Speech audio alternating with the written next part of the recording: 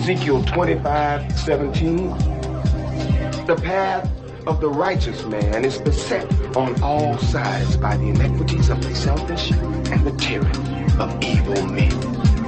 Blessed is he who in the name of charity and goodwill shepherds the weak through the valley of darkness, for he is truly his brother's keeper and the finder of lost children. And I will strike down upon thee with great vengeance and furious anger those who attempt to poison and destroy my brothers. And you will know my name is the Lord when I lay my vengeance upon thee.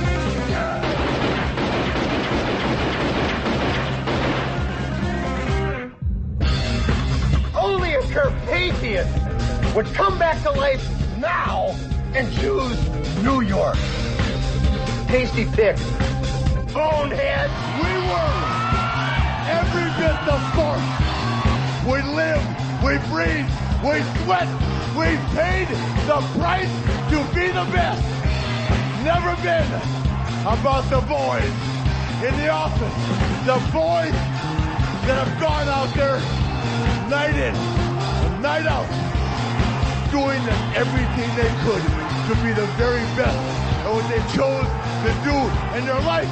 Those boys are here tonight. Well, I must have been away too long because my feelings are dead. I feel no remorse. I only am who I am because I was born that way. I have a gift, and I am trying to not be selfish about it, but to use it. My job consists of basically masking my contempt for the assholes in charge. And at least once a day, retiring to the men's room so I can jerk off while I fantasize about a life that doesn't so closely resemble hell. It's my house, and if you don't like it, get the fuck out. Grab a dog. I choke him, and I kick the shit out of him. And I all day long, I put up a dog's ass. Just bang up his ass. That's my pleasure. Go back to bed, America. Your government has figured out how it all transpired. Go back to bed, America. Your government is in control again. Here you go, America. You are free to do as we tell you. You are free to do as we tell you. You are free to do as we tell you. Sometimes shit happens, someone has to deal with it, and who are you going to call? Oh, you guys like to tell jokes and giggle and kid around, huh? Giggling like a bunch of young broads in a school. Well, let me tell a joke. And boom goes the dynamite.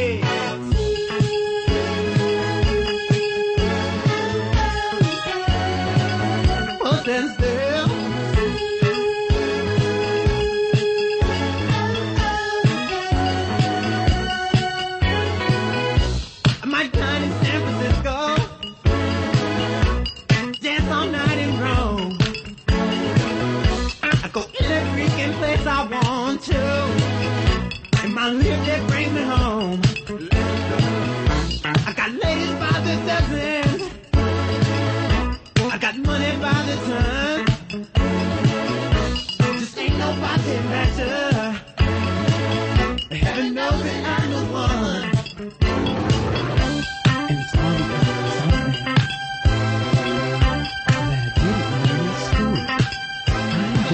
cool.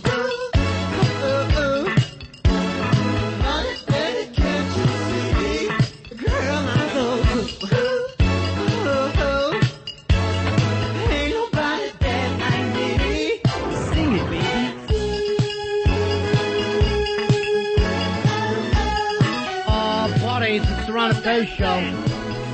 Live. Hanging out with you today. I'm Ron, there's Fez. Hiya, buddies. Earl and music. Hello, everybody. Earl tried to shake it up and give you something that wasn't in the movie. It's a little bit of 80s funk today. Is that it?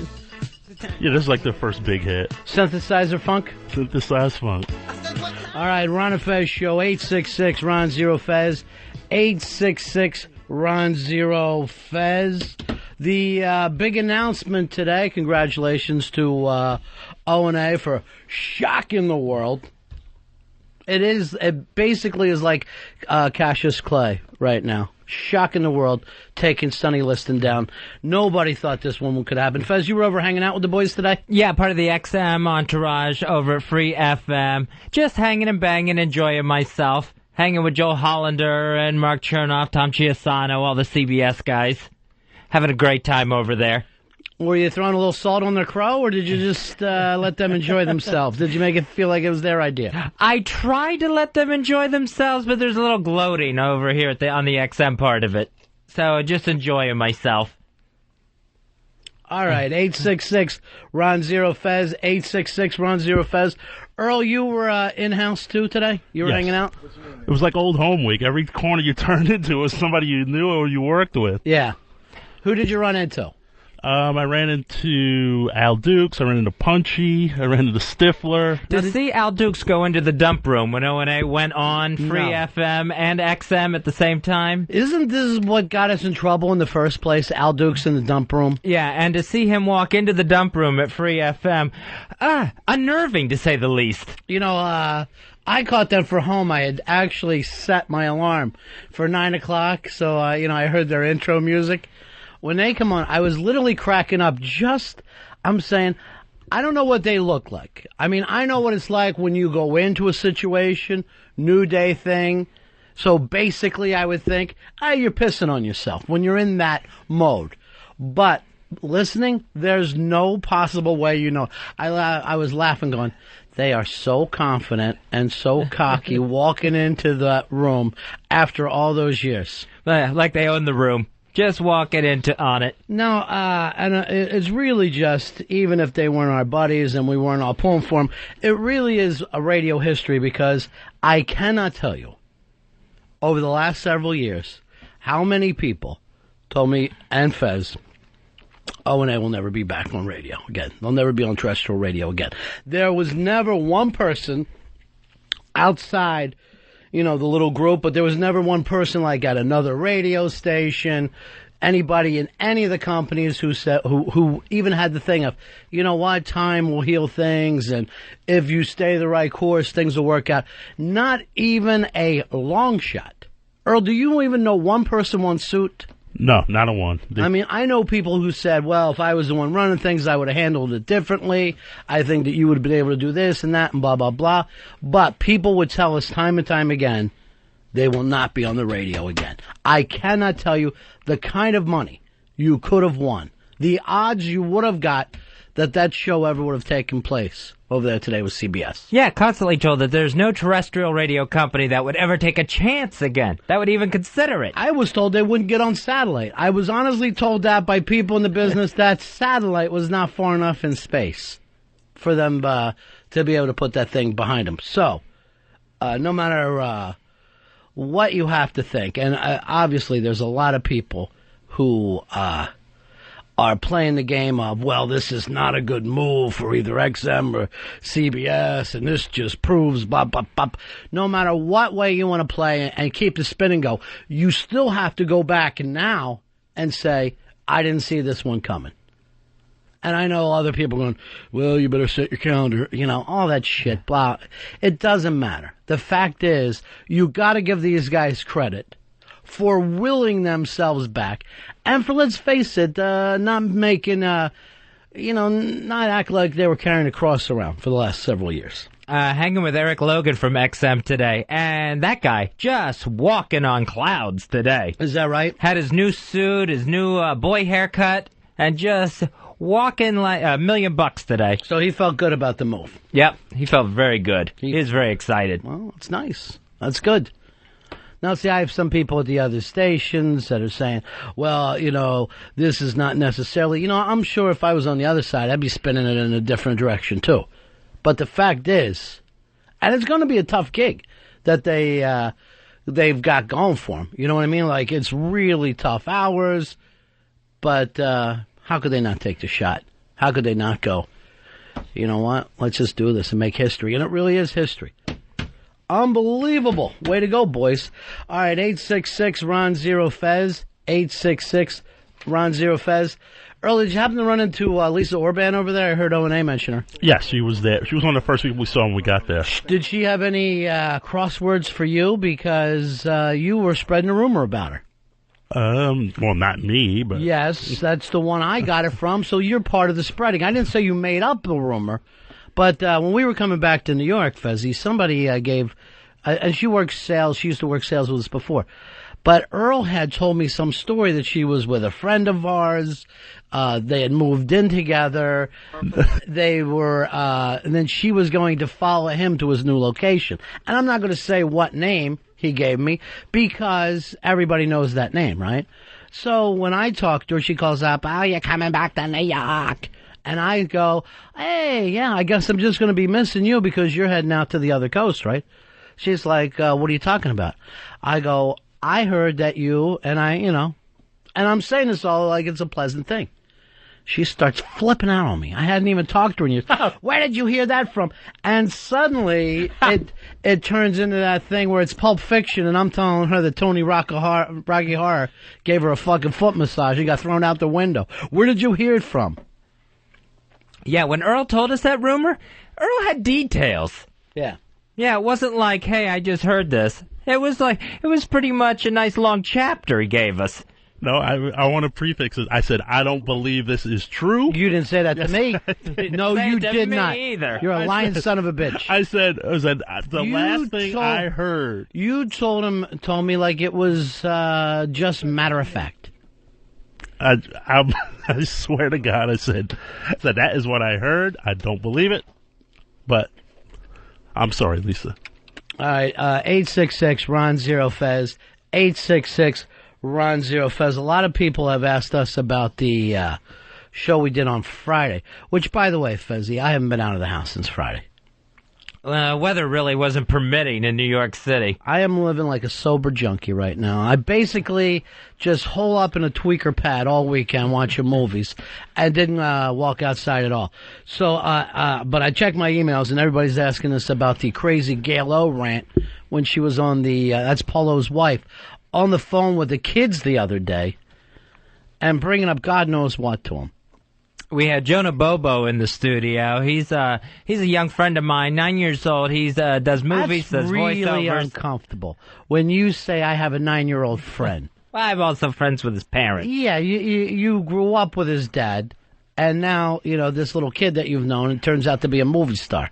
He was in the film Zathura last fall. Does a lot of voiceover work too. How is it to have a 9-year-old go past your career like a shot? Just go by you like you've been standing still. I try to just take some pride in it. Yeah. So go ahead, Fez. Tell your story. Oh, and then also in the studio was Lene D. as well. Who really has no career going at all right now at 9. Yeah, nothing going on there. And really no aspirations either. Well, I mean, she does a fake radio show, much like Paranoid. Which, by the way, Perry is very upset with J-Dubs. I really should talk to J-Dubs about this. There may be a fake radio war. I don't know why everybody's got to pick on Paranoid, Fez. It's easy to. All right, here is Mike. Trucker Mike, you're on Ron and Fez. Hey, Ronnie, Fezzy. Hey, buddy, what's happening? I just wondered what this move of Opie and Anthony's is going to do to you guys and your your shot? Are you gonna blow up with them? Are you going upwards and onwards, or what's the deal? Are we putting hooks on our shoes there and trying to hang on to their coattails? Yeah, I just wondered. I mean, I hope you do. It sounds you deserve. Well, here's more than what you're getting. Here's what it sounded like to me. Fez is over there grabbing waters. I think Fez is trying to replace E-Rock and Than right now. I was over there enjoying the free buffet at Free FM. Did they have food? Yeah. What did they have? They had some nice assortment of muffins, bagels, fresh fruit platters, cheeses. Were you wearing your coat there? You wearing that shirt? Yeah. Let me check. You got pockets? Where's the fucking muffins in your pockets? Earl, did you bring me back a muffin? Unfortunately. No. I want you to leave here with a bag. You know I don't like to go around and be social. But, you ever have that aunt who, she comes over and then she has to take a plate home for her unsocial husband? That's me right now. I want you to say, I'm going to take a plate home. And then my dad would be yelling, no, we want that plate back. It's already uncomfortable enough that her husband doesn't feel welcome in our home. But now here you are playing itinerary with the plates. Don't make her sign it out. It's just a plate. All right, 866-RON-0-FEZ. 866-RON-0-FEZ. Brian, you're on Ron and Fez. Hey, boys. Hey, I also want to welcome you guys back to DirecTV. The Pest won. Yeah, the Pest pulled it off in a big, big way, so all the people who complain about the Pest, and are like, sooner or later they're going to blow up on O&A. You got to watch out for them. We all got our emails from the DirecTV guy, and said that they made a mistake, and they apologize, and can we forgive them? You know what? The only way we could forgive is that we all get a little free DirecTV, which would be nice. I miss having the dish because I used to get that football package. And now I got to go out to Hooters like a bum every Sunday. Well, I just wanted to welcome you guys back to DirecTV because I didn't hear it mentioned by anybody, and welcome back, boys. I had heard that it was going to come back, but I had no idea that it was today. I didn't think it was that fast. That was quick. I know the Pest called DirecTV, DirecTV called ELO, and now we're back on. Yeah. I saw the little press announcement that they put out there. Here is Brooklyn Ass. Brooklyn Ass, you're on Ron and Fez. Oh, it's Brooklyn Ass. Brooklyn Ace. All right, who's on the phones today? Roberto? Roberto running the phones? That's Puppet Hands typing over there. Puppet Hands, grab a mic and just apologize to this gentleman. How do you get Ace and Ass confused? He doesn't talk very clearly. I don't talk clearly. Everybody in the world understands me except you. All right, do me a favor. Turn around and see who's behind you right now. Bronx Johnny is. Bronx Johnny, I want you to put your hand up and tag out and get out of there. All right? Get out of the ring, tag up, and get out. Bronx Johnny now on phones. Yeah.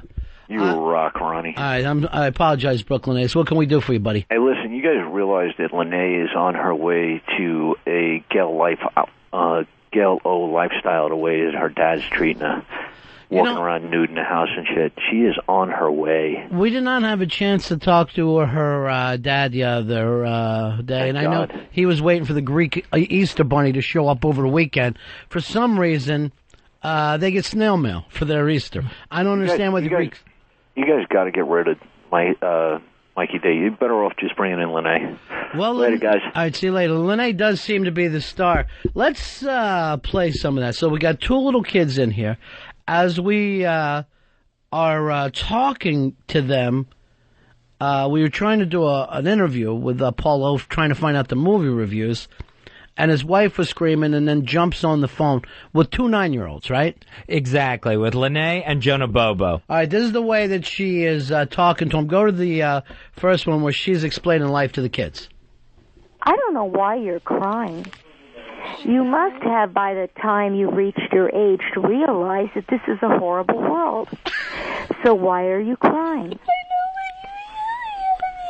I hate to say this to you, but if I had children of my own, I would love them and I would try to keep them out of danger. Why don't you have kids? Why don't I have kids? Right. That's something for Paul to talk to you about. happened? I thought I was talking to Lene. Lene and Jonah. Yeah, Weren't Lene. you pregnant twice? As you get older, I thought you were pregnant twice.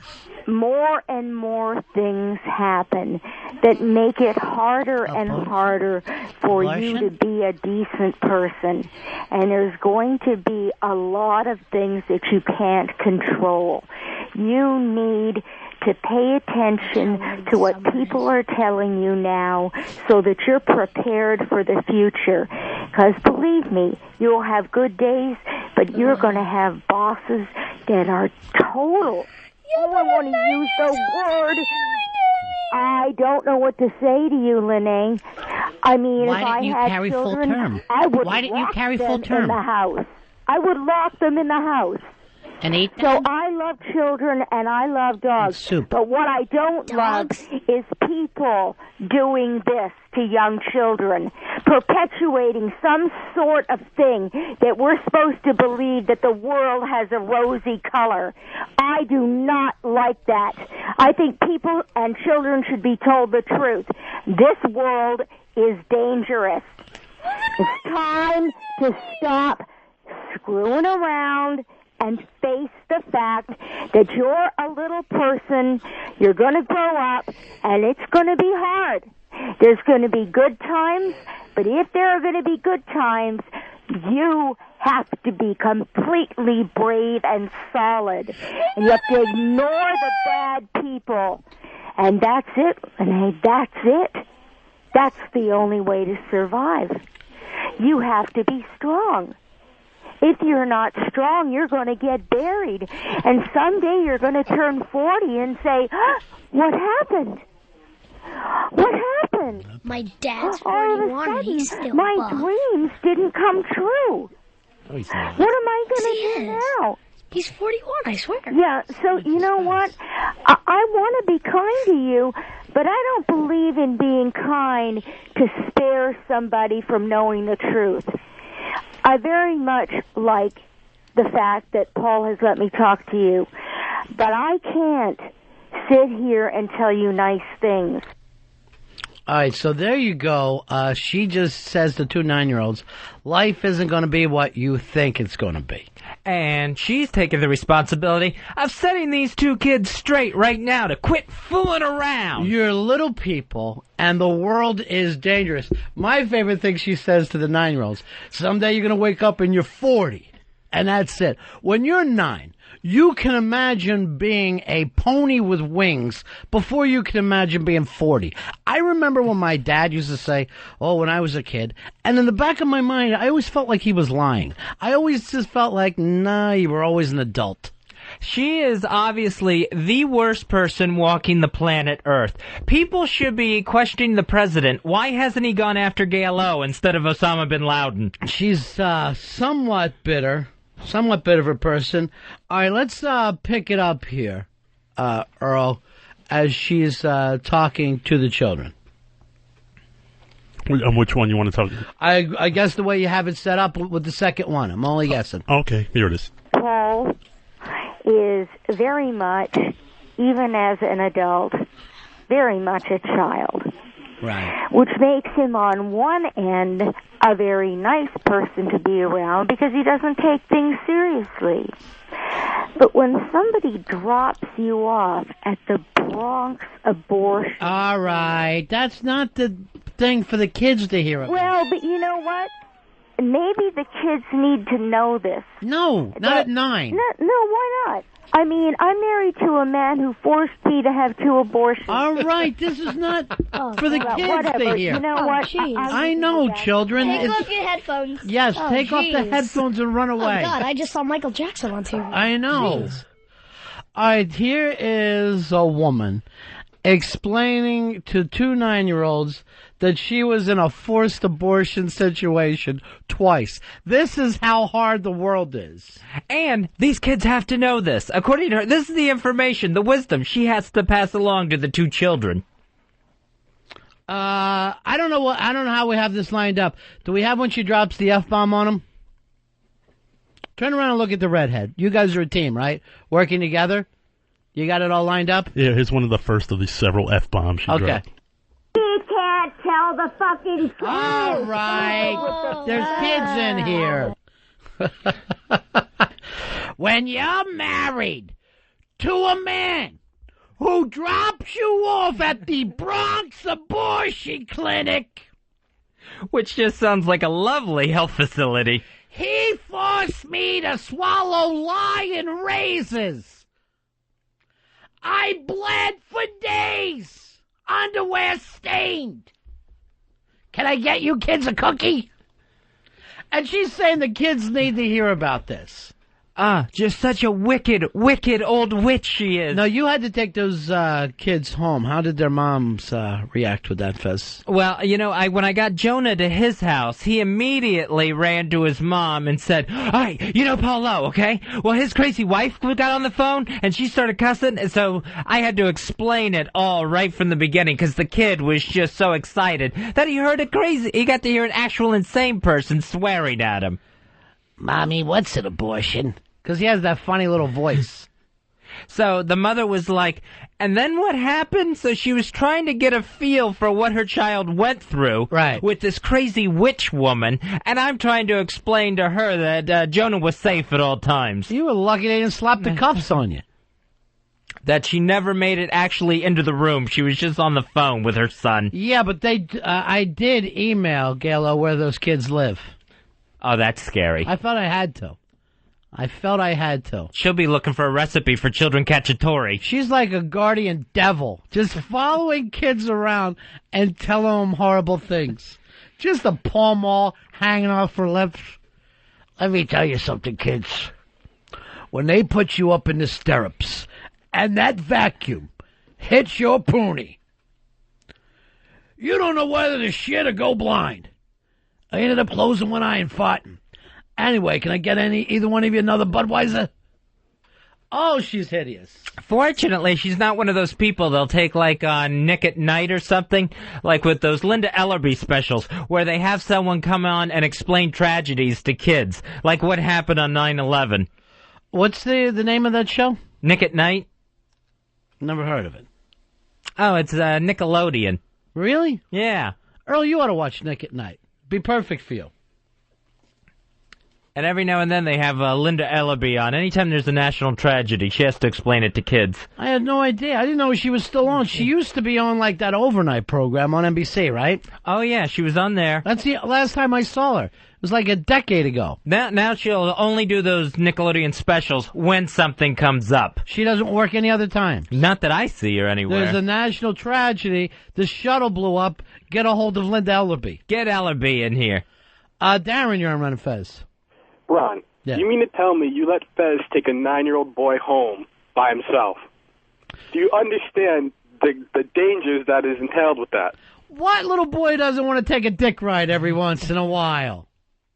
It was Friday. Earl, where are you going? Now, Fez, you know this family forever. Yeah. And then the youngster goes on to become a big movie star. What was the name of the big movie that he did? He did Zathura. It was the space-age Jumanji that was out last fall with Tim Robbins and directed by Jon Favreau. And then he did another movie with Christopher Walken. I guess what happens here is Walken comes to his trailer and tries to make Jonah say where his son took the bag of Coke. So, Christopher Walken and Michael Caine, that was two other stars that he worked with. He had to tell Christopher Walken he's got that gene in him. Those Moors did so much fucking that you still got that gene in you to this day. All right, can we, enough with the TV about Tom Cruise and his wife? Oh, yeah. I think we're going to hear about the Tomcat's daughter. Well, did you hear the name of the kid? I think it was Surrey, which actually means crazy spaceship. They basically named the baby Crazy Spaceship after their god. Crazy Spaceship Cruise. I don't think any god just goes by his first initial. That's my problem with L. Ron Hubbard. I think a god would say, here's my full name. No one ever says what the L stands for. I have no idea. I guess it's Larry. Loose cannon. I'm not sure. Larry will guide us home. John, you're on Ron and Fez. John. Yeah. Go ahead, buddy. What was the deal with that little girl? Why were you treating her like shit? Who? Little Lene? The little girl on the show Friday. Yeah, Well, it's just the fact that she picked a bad day to come in. She came in with a movie star. She's the same age. And we're talking about a 9-year-old who really isn't trying to make it in the world of film. That's the problem. She came in on a day where we had another 9-year-old who's a real go-getter. Right. An up-and-comer. Right. And so just her record in 9 years wasn't even close to what Jonah had put together. Now, at 9, Fez, had you gone outside yet? No, I was still really that was still homeschooled and looking through the picture window in the living room. That bay window. Yeah. That overlooked the street where the healthy children played. Oh, I'd see them running back and forth, playing, in the streets and that sort of thing. Sweating, their breasts bobbing up and down as you sat there, fatty pneumonia, with an oxygen tank, running a baby batch, watching the boys play kickball. And just asking for more sandwiches. Just in the window with an oxygen mask and a peanut butter and jelly sandwich. Is that true what you did to the cupcake? Is that true or not? That is not true. That is an exaggeration. I know it's in song form now. Fatty pneumonia! Fatty pneumonia! Fatty pneumonia! Fatty pneumonia! Fatty pneumonia! Fatty pneumonia! Fatty pneumonia! Fatty pneumonia!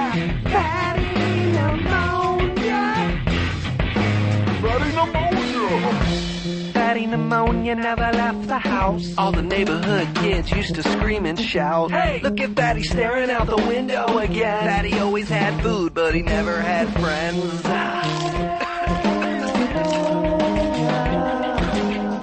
Mama never let him out. Mama never let him out. Mama never let him out. Mama never let him out. Mama never let him out. Mama never let him out. Mama never let him out. Mama never let him out. Mama never let him out. Mama never let him out. Mama never let him out. Mama never let him out. He was always too sick to go out and play. Fatty pneumonia! One day, Fatty made love to a cupcake.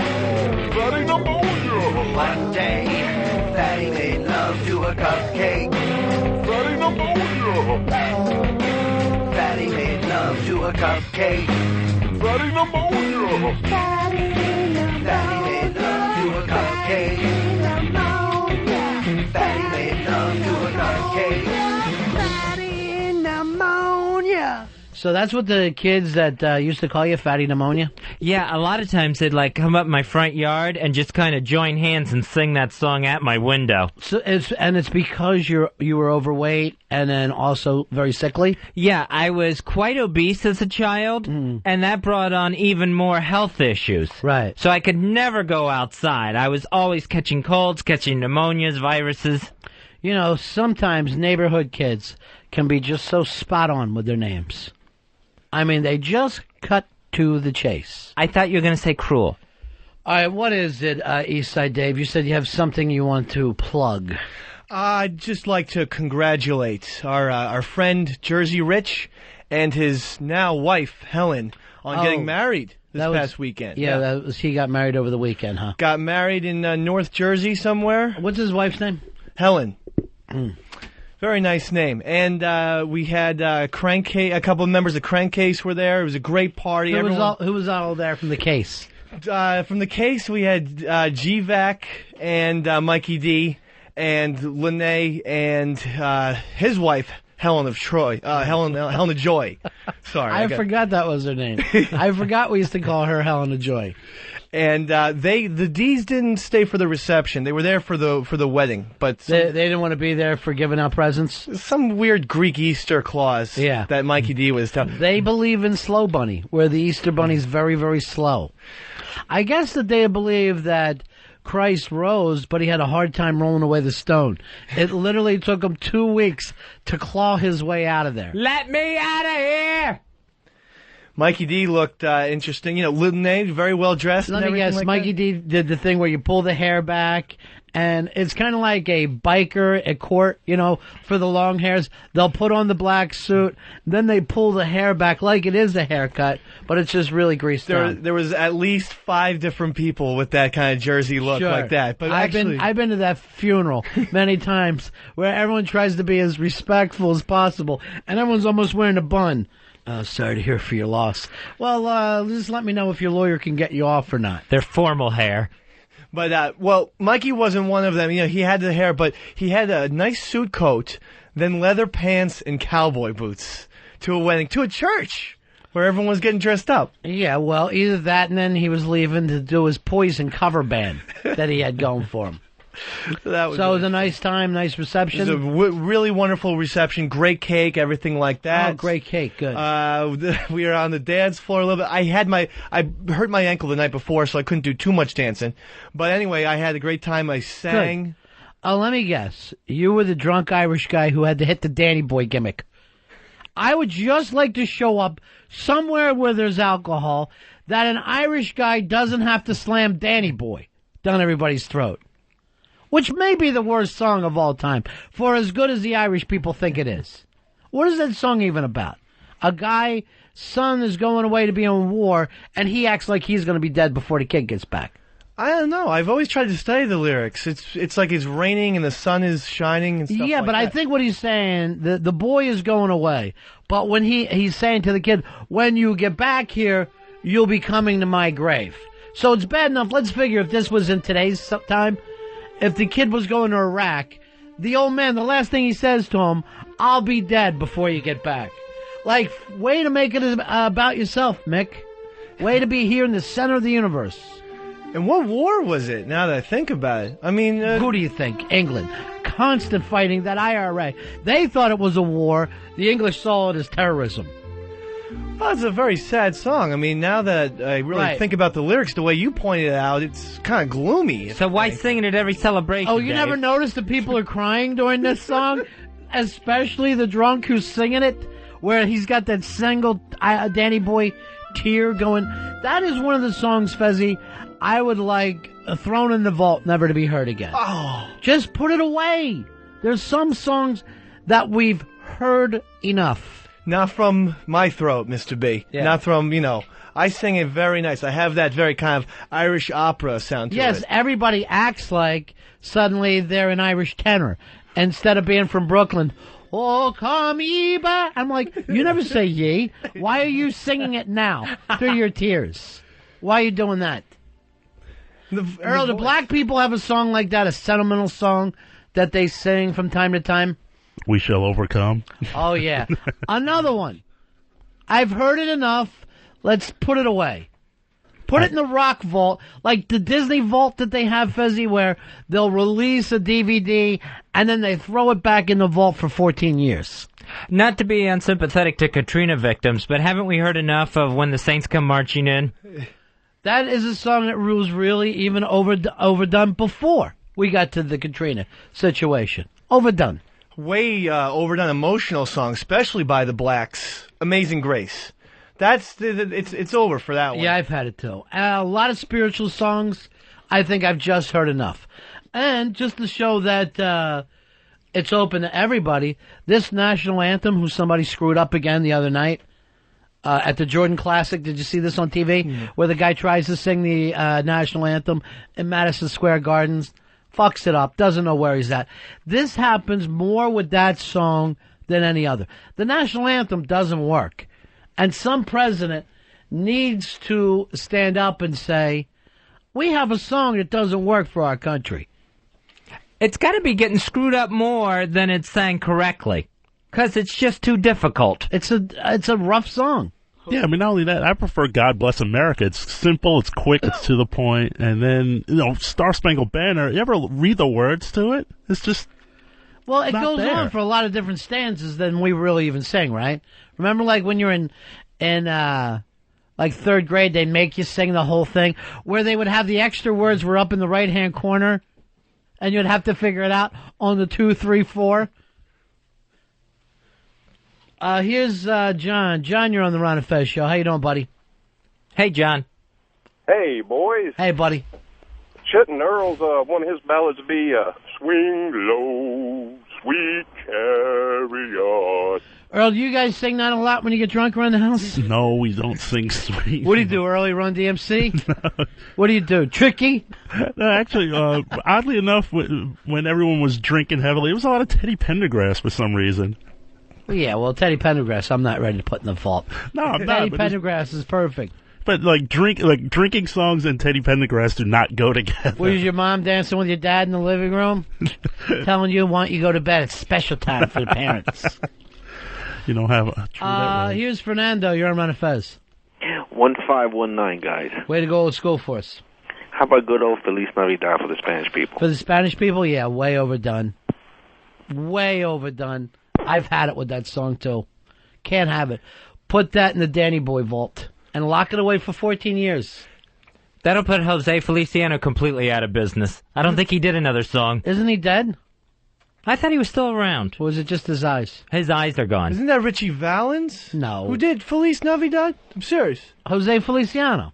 Feliz Navidad. Yes, that's it.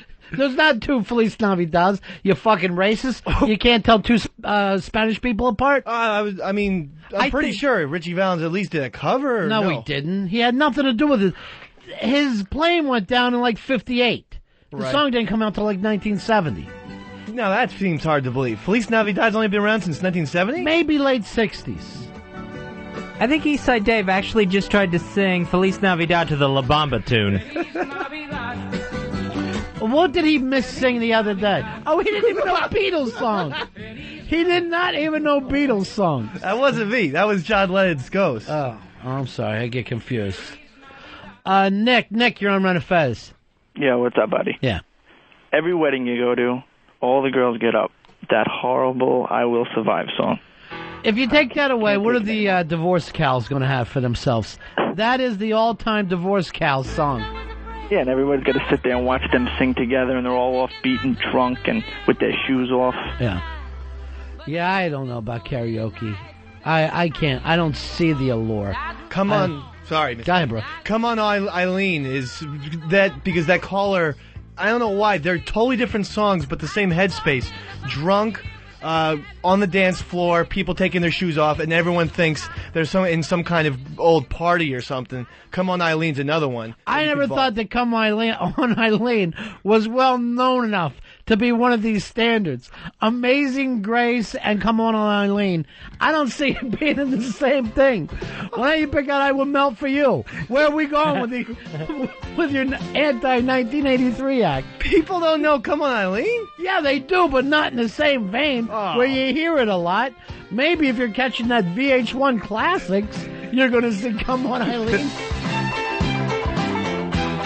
Oh, not this again. Every ball game. And it's Come On Eileen.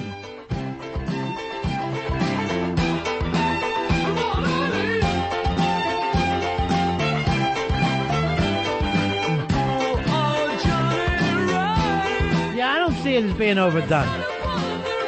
Matter of fact, I have a feeling anyone less than 30 is going to struggle even knowing this song. Wait a second, I'm 28 for crying out loud. I know this song. You're 28? Yeah, what? Then you look like shit. I had no idea. I thought you were 50. You know what? I'd like to do some DNA testing on your liver, because I think that you're probably just a drunk Irish guy with a head wound that maybe during a blackout of 22 years. Maybe you were so drunk you still think you're 28. Anything's possible, I guess. But Let me check with you real quick. Yeah. Elvis alive or dead? I think he's still ticking. Oh, see? Fezzy, he's been in a drunk blackout. He's got varicose veins, but they're all through his face. Scary. John, you're on Ron and Fez. Yeah, how you doing, guys? How about that friggin' Jerry Vale with that Aldi Law song? The Italians constantly with that song. Yeah, they got that one, and they also got the Dean Martin When the Moon Hits Your Eye Like a Big Pizza Pie that I feel is a little overdone. And I'm like, you know, there's 2,000 years of history plus to that land, and you've only got a couple of songs that you hit with us in every time? This is gonna be good stuff, though. Yeah, sure. I'm not going to say it's horrible. Hey, and the French, what's their song, Fez? Oh, Frère Jacques. Frère Jacques. They won't fucking let go of Frère Jacques. That's all they've ever come up with? And I think that's the only line anyone's learned from it. Steven, you're on Ron and Fez. Yeah, I gotta say, Candle in the Wind was overdone before the princess died. I like when they tried to switch it to Goodbye English Rose. I guess that was a way bigger deal over there. For some reason, that's like the biggest selling single of all time. Yeah. And only, how many people live in England? I think there's only like about 40 or 50 people who live on that whole island. And it sold, I'm almost positive you're right, it sold over 30 million records. So that's pretty. And it's not like Princess Diana's nickname was English Rose all her life leading up until her tragic death. Let's blame Bernie Taupin and not Elton John on that one. And in his defense, he had to come up with it quick. What was he going to say? Goodbye, Princess Di? Which would not have been bad when you really think about it. It would have made more sense. Yeah. May you ever grow in our hearts. You were the greatest place to send, where lives were torn apart. Pussy song. Pussy. Well, what are you going to do? I mean, a woman's dead. What do you want to do? Rock hard? Come on. Easy? What are you going to back in black at her? That ain't going to happen. Just give me one power chord, Mr. B. This English Rose nickname didn't even catch on after the song, where it's like, well, it's been 5 years today since we lost England's Rose. I mean, they tried to manufacture this, and it did not work. Yeah, well, you know, I mean, it's like Willie with the Say Hey Kid. I don't know where that came from either. Willie Mays being the Say Hey Kid. No one ever would say, hey, say hey kid, how are you today? I don't know where it came from.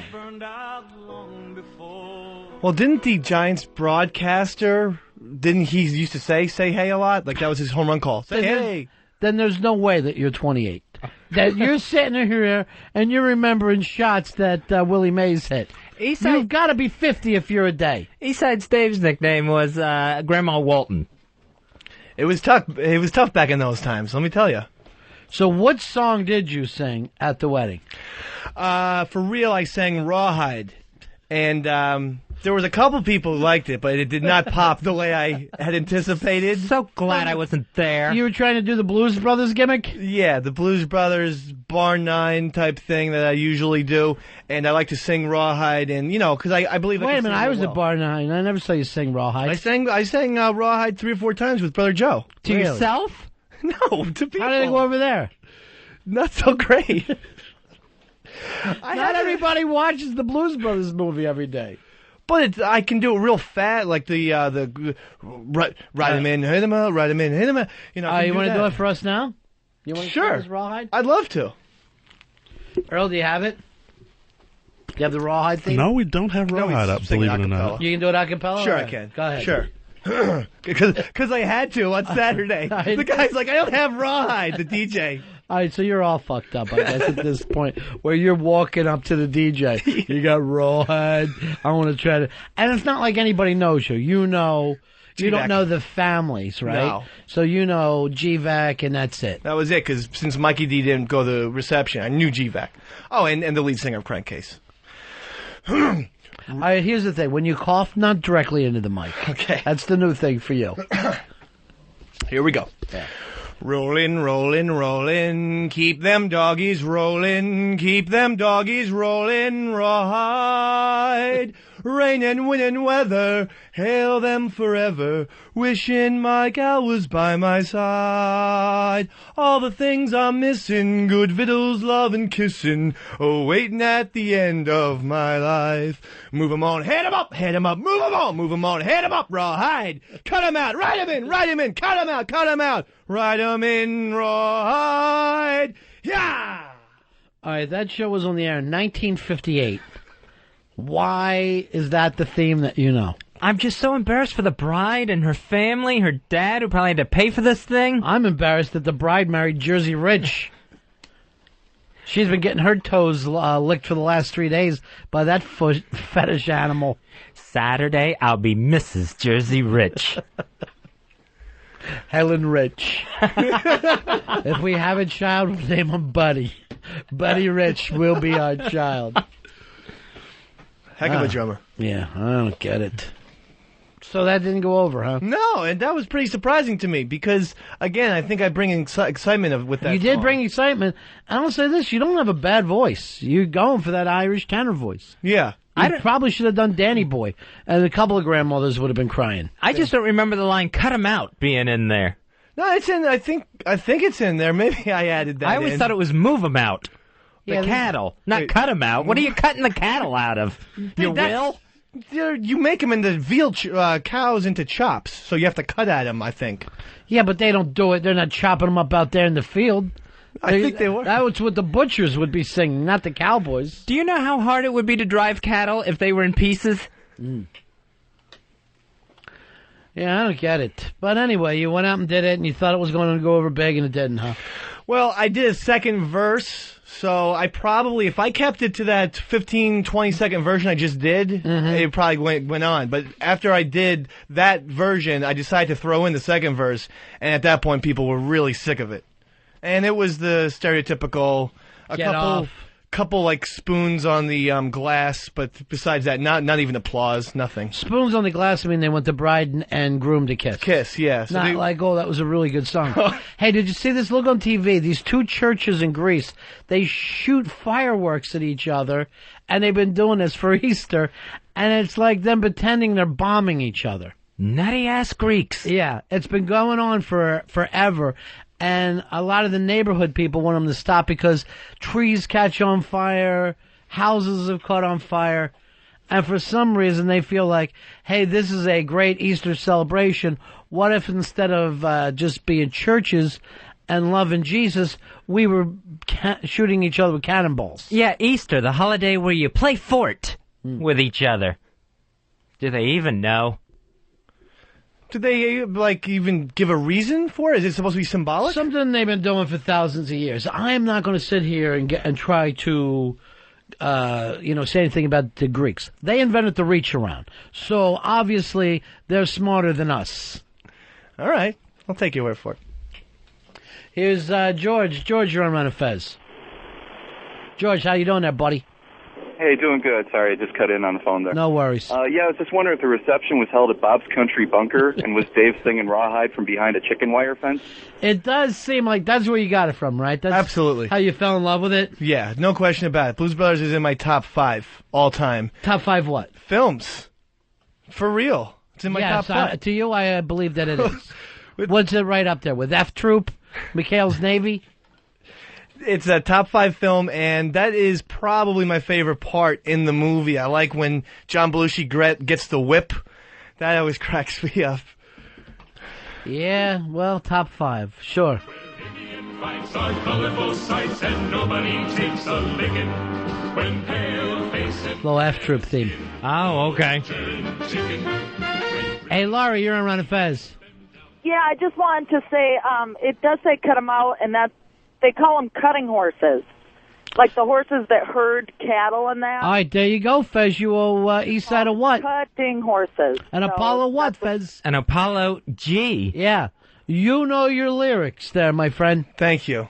I thought I was right. So you cut them out. So it is a song about veal Rawhide. chops. Yeah. Oh, I thought you said something about... It was with the horses. Yeah. I don't know. I have no idea, but I guess you were right, Mr. Top 5. Hey, Bulls Balls, you're on the Ron and Fez show. Laura just took my shit. I was talking about cutting the cow out. So when they corral them all up and they take the cutting horses in to cut out one cattle to go to slaughter. All right, so this kid is always right, Fez. He never makes any mistakes. I know. Again, a second Apollo G. No, he does make mistakes. You got some emails about that, right, Fez? Oh, yeah, I certainly do. Here's Chris. Chris, you're on Ron and Fez. Hey, guys. Hey, buddy. Hey, guys, I'm wondering, is there any way we could get Dave to douse himself in a little kerosene cologne? And, Ronnie, can you shoot fireworks at him from across the radio? I'm telling you right now, I am normally so close to lighting this kid on fire, or as I call Richard Pryor in his ass, that and I feel like I would want to save other human beings. I feel like I'm a good person. But if Dave was on fire, at the most I would do was light my cigar on his back. That's a little chilly. That's the closest I would do. Well, I'm a little cold out. You need to tuck and roll into gasoline after that's over. No problem. Stop, drop, and roll into gasoline. Okay. Now, we did get some emails about a mistake you did make last week, Eastside Dave. Okay. At one point during the show, we were talking about something, and you used the term penultimate. Now, do we have any audio of him saying that, Earl? Is that on our list there? Yes. I just got to track it down. All right, let's pick that up. Penultimate. Do you remember saying it? Yes. I said that Pink Floyd was the penultimate smoke pot and get high to it band. In other words, they're the best. They're the cream of the crop, the penultimate. So you're saying penultimate means the ultimate, basically. Yeah. Is all you're really saying. That Pim replaces the for you. All right, here we have him saying it. All right, let's take a listen. Pink Floyd is the king. They're the penultimate get high. The penultimate. What is that? Is that a word? I saw a movie the other day, and Okay. I will say this. I've never heard the word in my life. That was the first time I ever heard it. I had never heard of it. So, it means superior, the ultimate, the best. Some emails came in about penultimate, Eastside Dave.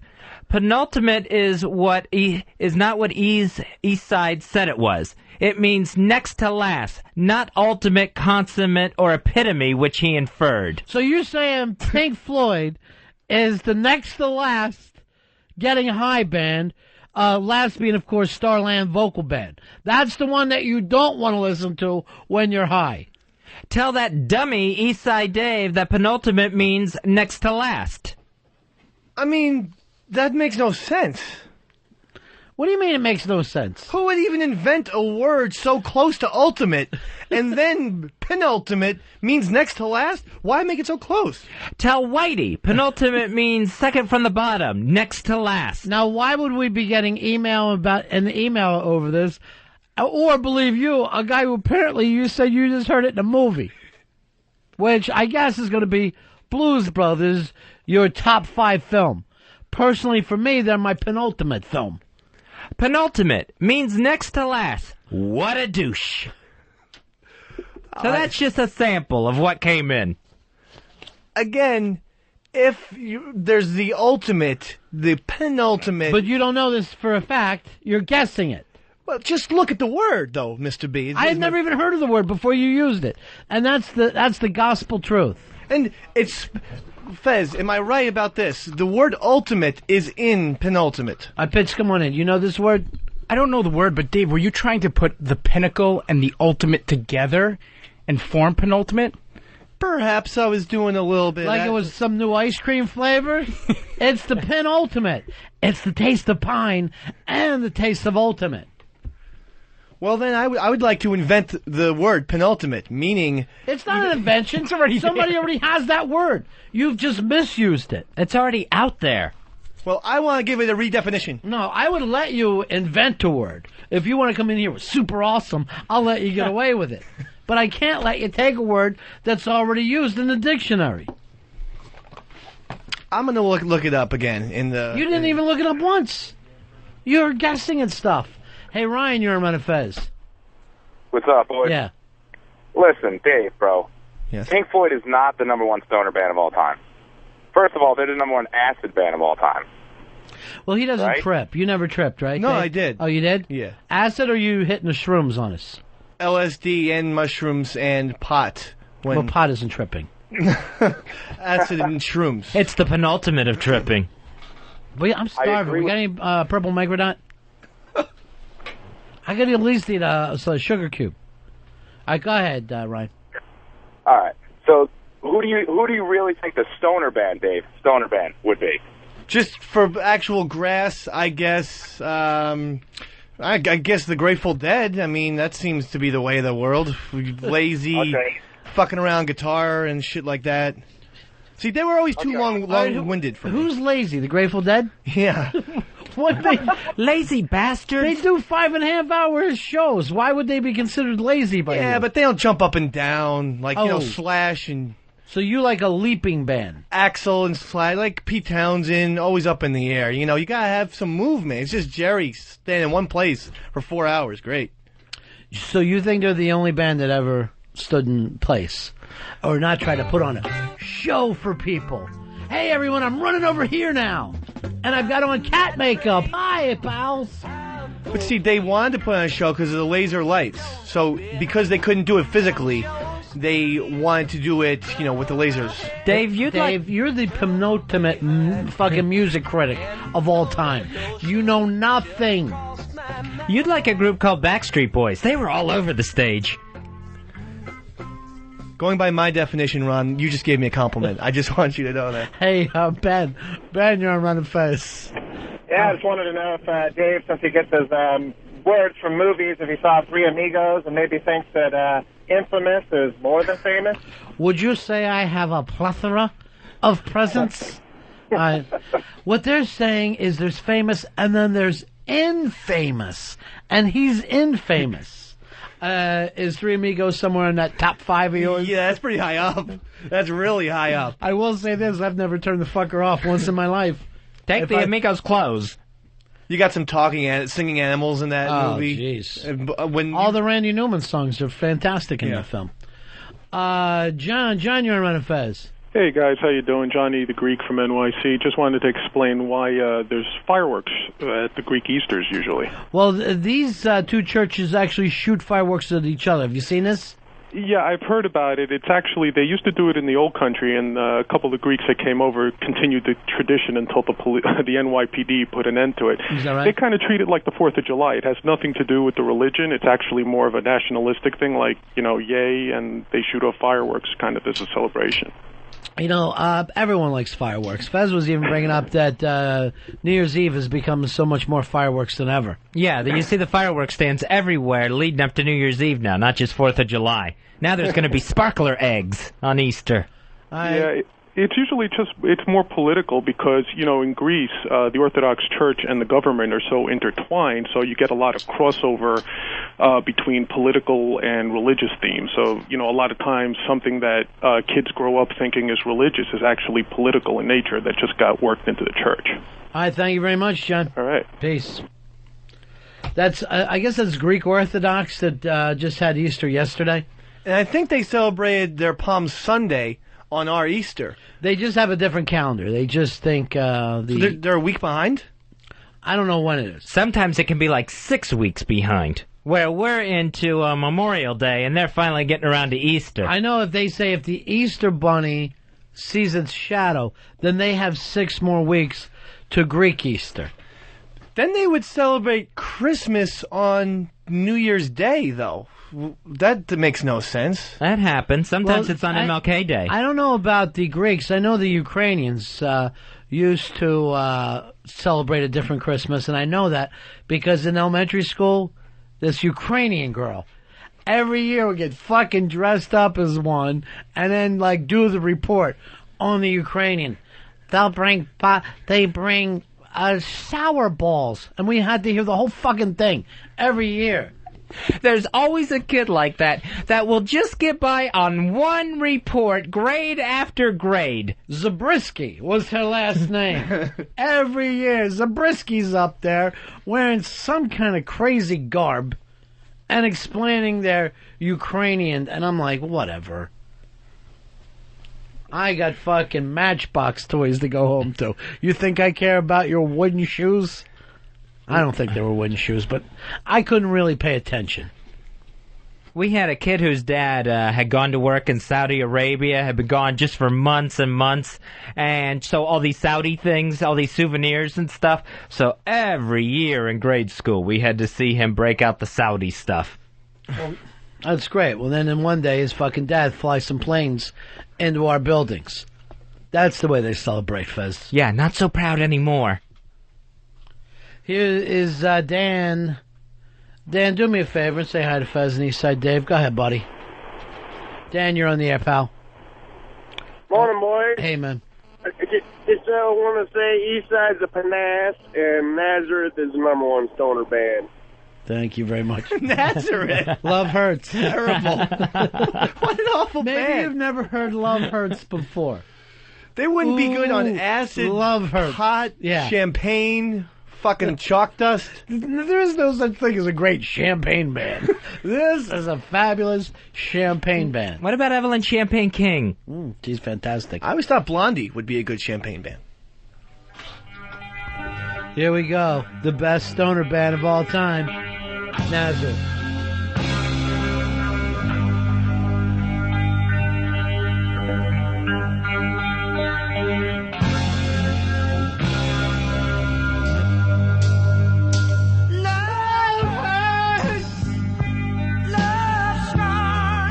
So high.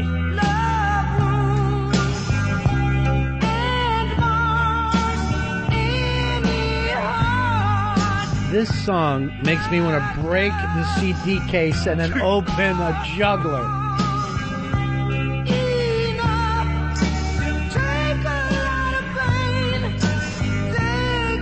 This may be the penultimate.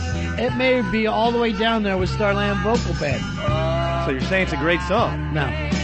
Jesus of Nazareth didn't go through this much suffering.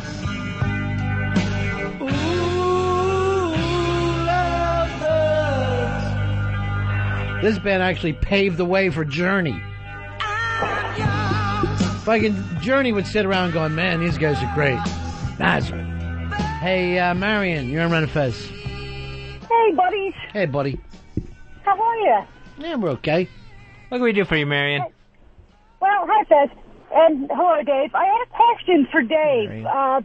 Inquiring minds want to know that since he got loaded this weekend at the wedding, yes, sang if Westside got lucky. Oh, yeah. There was Do you some remember romance. Yeah, and he, remember last week he said he always does certain things when he gets a load on. All right. A load on? A load on means you got drunk. Oh, okay. You know, the same people who say I got a load on say I had a highball. It means that you really haven't been out since the late 50s. So, what happened with you and the girlfriend? There was some romance involved. Yeah. It was a great. Backdoor? No, You never did the backdoor action? No, I mean with a woman. I've made interrogations about, is it possible? And it's not possible. It's not going to happen, ever. But that's fine. That's why we watch pornography. Okay. Here is Jeff. Jeff, you're on Ron and Fez, body. Hey, number one stoner band, Leonard Skinner. Kick back and relax. Yeah, all right. Skinner Boys. There you go. They're the one band I won't listen to on a plane. I go out of my way. You know how they have those like little plane radios that you can listen to? They've got like mixtapes they put together with you. If I hear Skinner on there, I fucking throw the headphones off. See, this song, Freebird, if you were on pot, it would take probably 2.5 hours to finish. You can't have songs that go over 6 minutes. You gotta have a song. Why is it always Freebird with you, NEW? You really can't search around and do anything but the big hits. What is it, like I Got a Little or... Yes, there's another. There's an entire catalog. It's always the first. It's just a reflex. It's the first song that always pops into my head. You gotta stop here. Big hits, Earl Douglas. Yeah, even with the time today, you made sure you got out of the movie. You got out of the Prince movie. But with these guys, it's right back to the normal.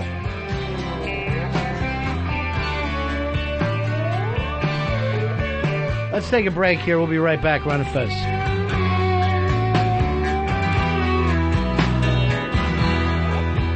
Time this kid does the show, the cast has to come together with a drug intervention on her. Can't they just do their intervention without having to trick her into hosting? I would rather do this. Someone do an intervention on Lorne Michaels when he tries to book this kid again. The show has stopped being funny now. You can't bring on somebody who's so young, so whacked out, and think that you're going to get some jokes out of it. 19 years old, and she's hosted 3 times already. I want to know, Fezzy, what's the bigger disappointment to you right now? Saturday Night Live or The Simpsons? I don't know whether you watched The Simpsons last night. No. But they did one of their storybook shows that I just felt like was a total insult. Totally phoning it in. where all of a sudden we're like, what if the Simpsons were on the Mayflower or Moby Dick or something? And it was just 3 seafaring tales for no apparent reason. Yeah, I would say right now I'm more disappointed in Saturday Night Live. I'm more disappointed in the Simpsons because they were good. Where I don't know how far you got to go back for Saturday Night Live when it actually pleased you. Maybe 78. Maybe you're going all the way back to Belushi. What about for you, Earl? What's more disappointing? SNL, because it was the hip, edgier show, really cutting comedy, took chances, definitely had cooler musical You could guests. say all the same thing about The Simpsons. I mean, they had a run like the Coen brothers. They were on fire there for about 7-8 years. But with SNL, you found you used to have like the really hip musical acts who necessarily weren't on. When are you going back to? I'm going even like early 80s, maybe. Early 80s was awful. It was already being called Saturday Night Dead.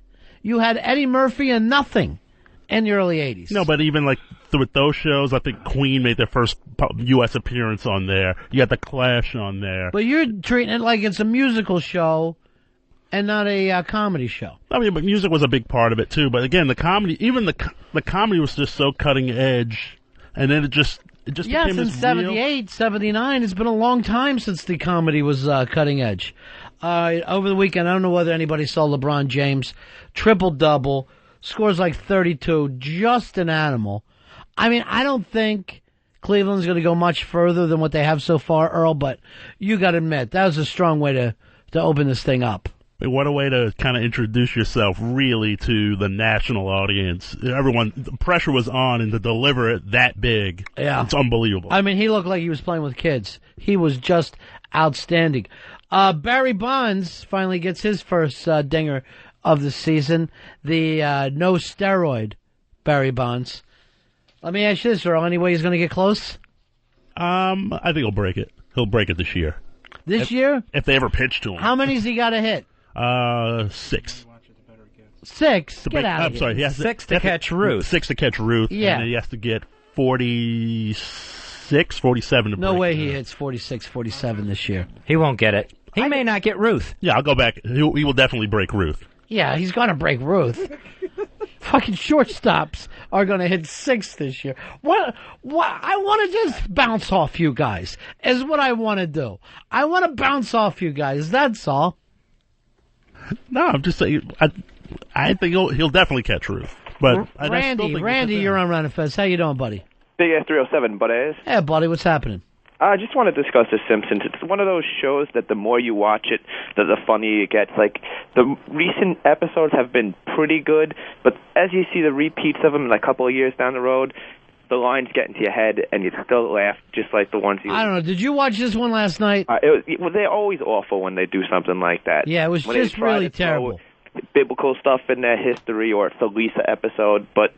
You know, the Lisa episode, that's funny. You take it as it is. Homer has his lines, and you know what? I'd rather not have that. It's the only type of show, animated shows, the only time that networks will get edgy. So I got to take it, and I'm a big fan. All right, thank you very much. Here's Darren. Darren, you're on Ron and Fez. For the first time in XM Ron and Fez history, I want to congratulate Earl for not agreeing with Ron. It's just amazing. Oh, yeah, you stood on your own there, Earl. How did it feel out there? Congratulations, Earl. Big ups. How did it feel, Earl? Felt pretty good. Yeah? Yes. You feel like a person? Yes, I feel You felt like a person with your own opinion? Yes, I always have my own Oddly enough, I don't like you as much. I like you better when you agree with every damn thing I say. You're absolutely right, Ron. Thank you. It's an amazing April 24th. That Simpsons episode last night, I swear to you, at the end of Happy Days, after Richie had left and everything, they did that exact same thing where I think Fonzie daydreamed that he was a pilgrim, wearing a pilgrim hat and everything, and in a leather jacket. Here's one. In the most recent U.S. Census Bureau study, 2.8 million people have extreme commutes in this country, topping 90 minutes a day. Here's the winner, though. A guy from California has a 7-hour commute. He's 46 years old, electrical engineer. 7-hour commute. So a commute means 7 hours one way, 7 hours another way, right? Yeah, exactly. Because 90 minutes, to me, seems like it's not that far off. Most people are probably now commuting at least 30 minutes, don't you think? I think 30 is probably the bare minimum. 20 minutes to 30 minutes, the bare minimum. I'd say the average has got to be about 60 minutes. They say 2.8, 90 minutes, and this one guy, 7 hours. What great job is he going to, this electrical engineer? Now, I would commute, and I have commuted 7 hours for Coke and Pussy. I'm not going to lie to you. I got on a fucking plane to go after Coke and Pussy before. When you get on the plane at nighttime and you're still wearing shades and you just feel like an animal. When do we land? I'm going to go back into the bathroom. But 7 hours, there's got to be something better than a goddamn job at the end of it. Yeah, when you get into 7 hours, at that point, he's got to sit there and consider, do I go to the regional airport and puddle jump to my job? I would be thinking to myself, I hope there's Coke and Pussy when I get there. He must be going to his solid gold desk or whatever. Well, he's an electrical engineer, so I don't exactly know what that entails or whether 7 hours is a round trip or each way. Dennis wants to point it out. Dennis, you're on Ron and Fez. How you doing, buddy? Hey, buddy. Yeah. How you doing? Good. Ron, I believe that you were incorrect. I believe the study indicated that the extreme commute was 90 minutes each way. Wow. Hour and a half each way. Earl, you back him up on this to be against me? No, I don't back him up. Ron. I support you, Ron. No, I was trying to get Earl to go with a bit, and he can't. He already doubled back around on me. So it's each way. So 90 minutes each way. What's the longest commute you ever had, Fez? The longest commute I've ever had was a half hour. Yeah. That was the longest. I once had 2 years and was commuted down to 3 months. So that's not so bad. This is traveling time. Yeah. What about you, Earl? What's your commute here every day? Tops 45 minutes. Yeah. Now, Dave, you actually moved to be close to this job, right? Yeah. Before you moved, what was it?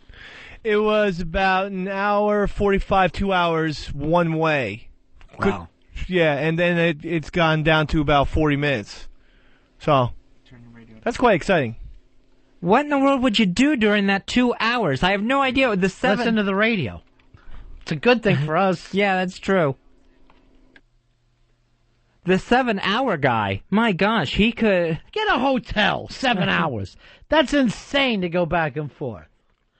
I mean, the only way I'm driving 7 hours is to bury a body. To get it so far out of my neighborhood, they could never trace it back to me. AJ, you're on Ron and Fez. Yeah, if it's 7 hours each way and an 8-hour day, he's only getting 2 hours of sleep. Unless he's sleeping while he's driving. Or has a driver? Yeah. All right. Yeah, I'm not pulling that one off either. I think this guy's just trying to win a contest. I'm not believing it. And again, who's going to hire him to make that?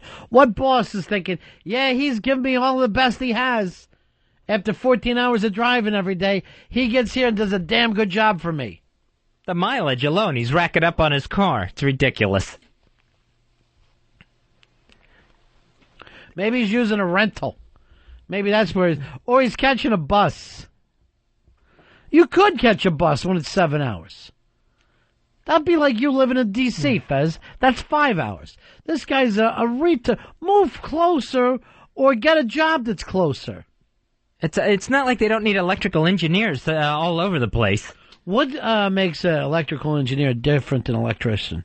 What's happening there? I think he's actually designing the wiring where the electrician is like fixing it or installing it. So he's above an electrician. Oh, yeah. Yeah, he's up there.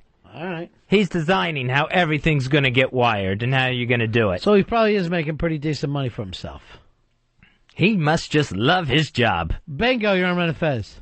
Hey, I heard the report on CNN. It's 7 hours. That's both ways, 350-mile round trip. 350 miles round trip, so it's 3.5 each way. Yeah, exactly. All right, so that other guy that told me I was wrong. So 3.5 each way. Well, you could deal with a little more. Yeah, he's leaving the house. If that was me, I'd be leaving the house getting breakfast and stopping for lunch before I even got to work. By the 3.5 hours, I'd have to eat again. Here is I can understand 3.5 hours though. I mean, you could actually pull that off. Aaron, you're on Ron and Fez. Hey guys. Yeah. 3.5 hours every day, 140 miles round trip in Washington D.C. metro traffic, and it sucks. Thank God for XM. Where are you living at? I live about 80 miles west of D.C. And then you drive in and out to D.C. every day. Yeah, an hour and a half in, and typically 2 hours out. What kind of work do you do? I manage a small company in the D.C. metro. Now, the reason why you live out in the sticks like that is because... I have too damn many kids. Just a country guy, and you're like, oh, it's better out here for the kids. Yeah, absolutely. Yeah. Absolutely. I have 4 kids, so between the cost of living in the D.C. metro and being able to keep my kids out far enough away from the perverts and... Right. But here's my thing. Once I'm 3.5 hours away from my kids, I forget all about them. And I would just keep right on going. I would never see those children again. What's your gas costing you, Aaron? I drive a little EconoBox Dodge Neon, so it's about $75 a week right now at $2.80 something a gallon. Right. Well, this summer it's going up to $5. Yeah, I heard. Yeah. All right, buddy. Really, when you got 4 kids, I'll be eating children at that point. There will be kids on a grill. When you got 4, the more time you spend away from them, the happier it is anyway. Oh, yeah, that's how it would be for me as well. That y'all and the old lady, easy. right? Just out there, you can be anywhere you want when you're out on that road. You're Jack Kerouac. You just believe in that you're doing something good with your life till you get home. Mary, you're on Ron and Fez. Hi, guys. Hey, darling. Well, I just wanted to say that I used to live in Stafford, Virginia, and I used to commute into D.C. for an internship. So my commute probably was 2 hours to the Franconia Springfield metro station, and then another 2 hours to get into D.C. Wow. So it was like, and then I was working 2 jobs too, so it was like 4.5 hour commute, 4 hour internship, and then come back and work 8 hours. This kills me because if I'm watching TV and the remote is on another chair, I won't even get up to get to it. I'll stay there watching a show I don't even care for. I must be the laziest person alive. The penultimate. Okay, well, thanks, guys. Bye-bye. Thank you, Fez. Here is Rocky. You're on Ron and Fez. Morning, boys. How are you? Hey, buddy. Hey, listen, that guy with that 7-hour commute, I think he's forgetting that, like, a real commute is each way every day, right? That's 7 hours. I do 12 hours. I got to drive 12 hours to get to work, and then I stay in a hotel for 12 days, 10 days, and then I drive home. Well, that's not the same. This is a daily commute, or else some guy who... There's no way anybody's doing a 7-hour commute a day. Yeah, he's saying 3.5 now, we're understanding. Each way. Okay, yeah. well, 3.5 But is we, fair. we can't be counting on people who fly to Japan to fix something and come back and saying that's a commute. My commute is 17,000 miles. Here is Rick. Rick, you're on Ron and Fez. Hey, what's up, guys? Yeah. Hey, I drive about 450 miles every day, 5 days a week. What kind of work do you do? I'm a courier. Drive a little four-cylinder little Honda. I do the same thing every day, the same places every day. Yeah, but that's not the same as a commute. That's driving as your job. Yeah, but that's still driving every day, 5 days a week. Yeah, but that's cheating. Then that'd be like saying a cab driver has the longest commute. It's his job to drive. We're talking about a guy who has to drive to work, and then drive home. That's a commuter. He was trying to overturn this contest and get this 7-hour guy out of his prize. Here's Bob. Bob, you're on Ron and Fez. How you doing, buddy? Bob. Hey. Going once, twice? Hey, how you guys doing? Good, man. I sell new Chevys to people that drive from eastern West Virginia into D.C. every day. It's 120 miles each way, and they're burning up cars like every 3 years. It's the traffic down there is nuts. Yeah, it is insane. It's some of the worst there is. But anyway, XM sales are good because of you guys and O&A. It's you all really are helping sell XM radios. Now, I don't know if you knew that. Well, here's the beauty of it. if you are going to commute, right, you might as well have satellite. There is no possible way that I don't want all the choices. It would be insane to live that way. Oh, absolutely. It's crazy. I'm heading to South Carolina now, and I have to tell you that I really, really enjoy your and Fez's show and O&A as well. It's Thanks, hilarious. buddy. I've turned a lot of my friends on, and you'd be amazed. There are professionals sitting in front of their computer screens laughing their asses off at your all's topical entertainment. Well, I'm actually amazed that you have any friends at all. So even that part of it has my mouth wide open. And then when you say that they like us, well, I'm aghast. Thank you very much, Bob. That turned into a nice little, let's rub Ron and Fez's back. Let's give them a little massage. That should be the kind of stuff that you say to us, Earl. You know I love you guys. All right, Earl, I wanted to ask you this question. It's one of those little hypothetical questions. What would you rather be if you had a choice, all right? Would you rather be a brilliant person that was impotent, right? So you're impotent, but just a genius. Or a dope who was a sex machine. This was brought up to me over the weekend. You got to go one way or the other on it. I would say smart and impotent because I would use my genius to cure my impotency. No, it isn't a matter of that. You're not even saying that you are, this is not something you can get out of, all right? It's not even saying that you're going to be a doctor or become famous or whatever, but intellectually, you could write books or whatever you need to do. Intellectually, you're brilliant, but then sexually you're impotent, and you can't get out of that one.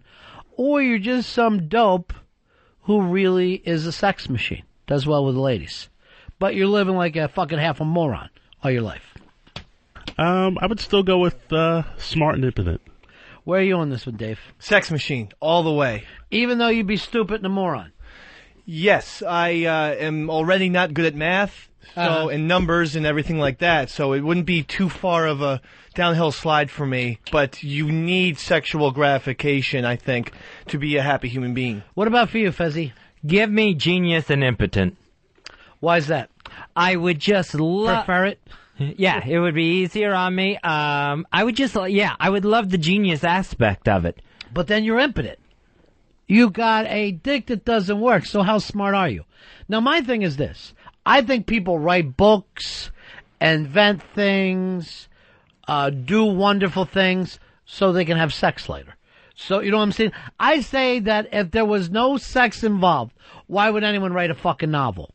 But you write a novel so you can meet broads. You invent things so you can meet broads. What other reason would there be? Everything. You're in a band. You're right. the Jeopardy champion. Right. You write songs to impress the other sex. There's no question about it. Yeah. And if they say that they're not doing that, they're lying, quite frankly. And, being stupid isn't so bad. Well, no, that part would be difficult to deal with. That part would be rough just to go through life like, hello, dum-dum. But that's not easy to deal with. For you, like you said, it's not a struggle. But Earl's way of, I'm going to invent a thing. Stop thinking that there's trick answers to this like we're all 8 years old, Earl. This is a morality question. You have to go one way or the other. And I can't see the purpose. I can't see how, if I'm out, I just wrote the best novel of all time, right? Right. Forget fucking the Portrait of an Artist as a Young Man. Forget Ulysses. It's this book I just came up with. And now I'm out, I'm down at the bookstore, and there's this long line of selling books, and people complimenting me. And you know what I'm going to say to this compliment? I can't get laid.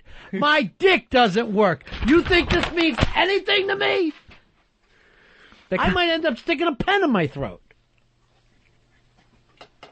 You would have to learn to live off of those compliments. I don't think I could do it. I just don't think that would be enough. And I hate to say it. I would like to be like you and Earl and act like, you know what, to be brilliant would be, it's not enough for me. And the human brain really is actually can be quite a hindrance, because if you start... No, I don't want to play down the human brain.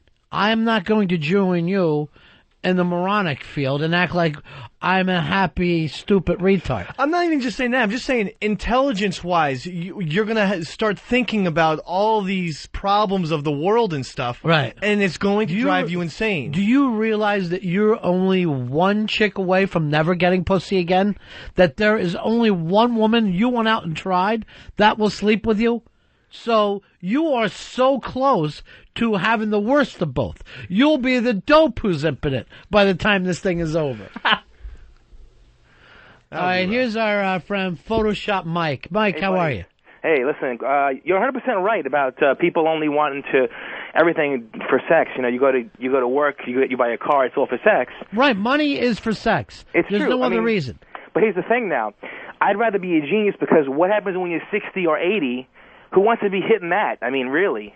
There's a lot of guys 60 and 80 doing well for themselves.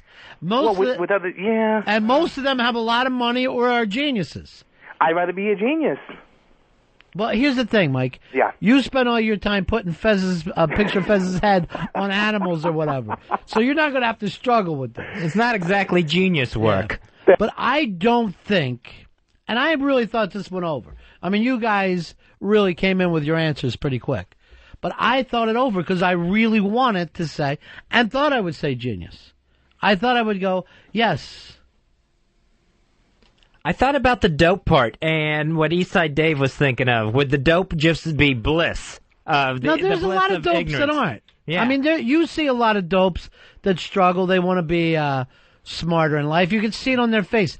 That kid that used to be with Tom Cruise's wife.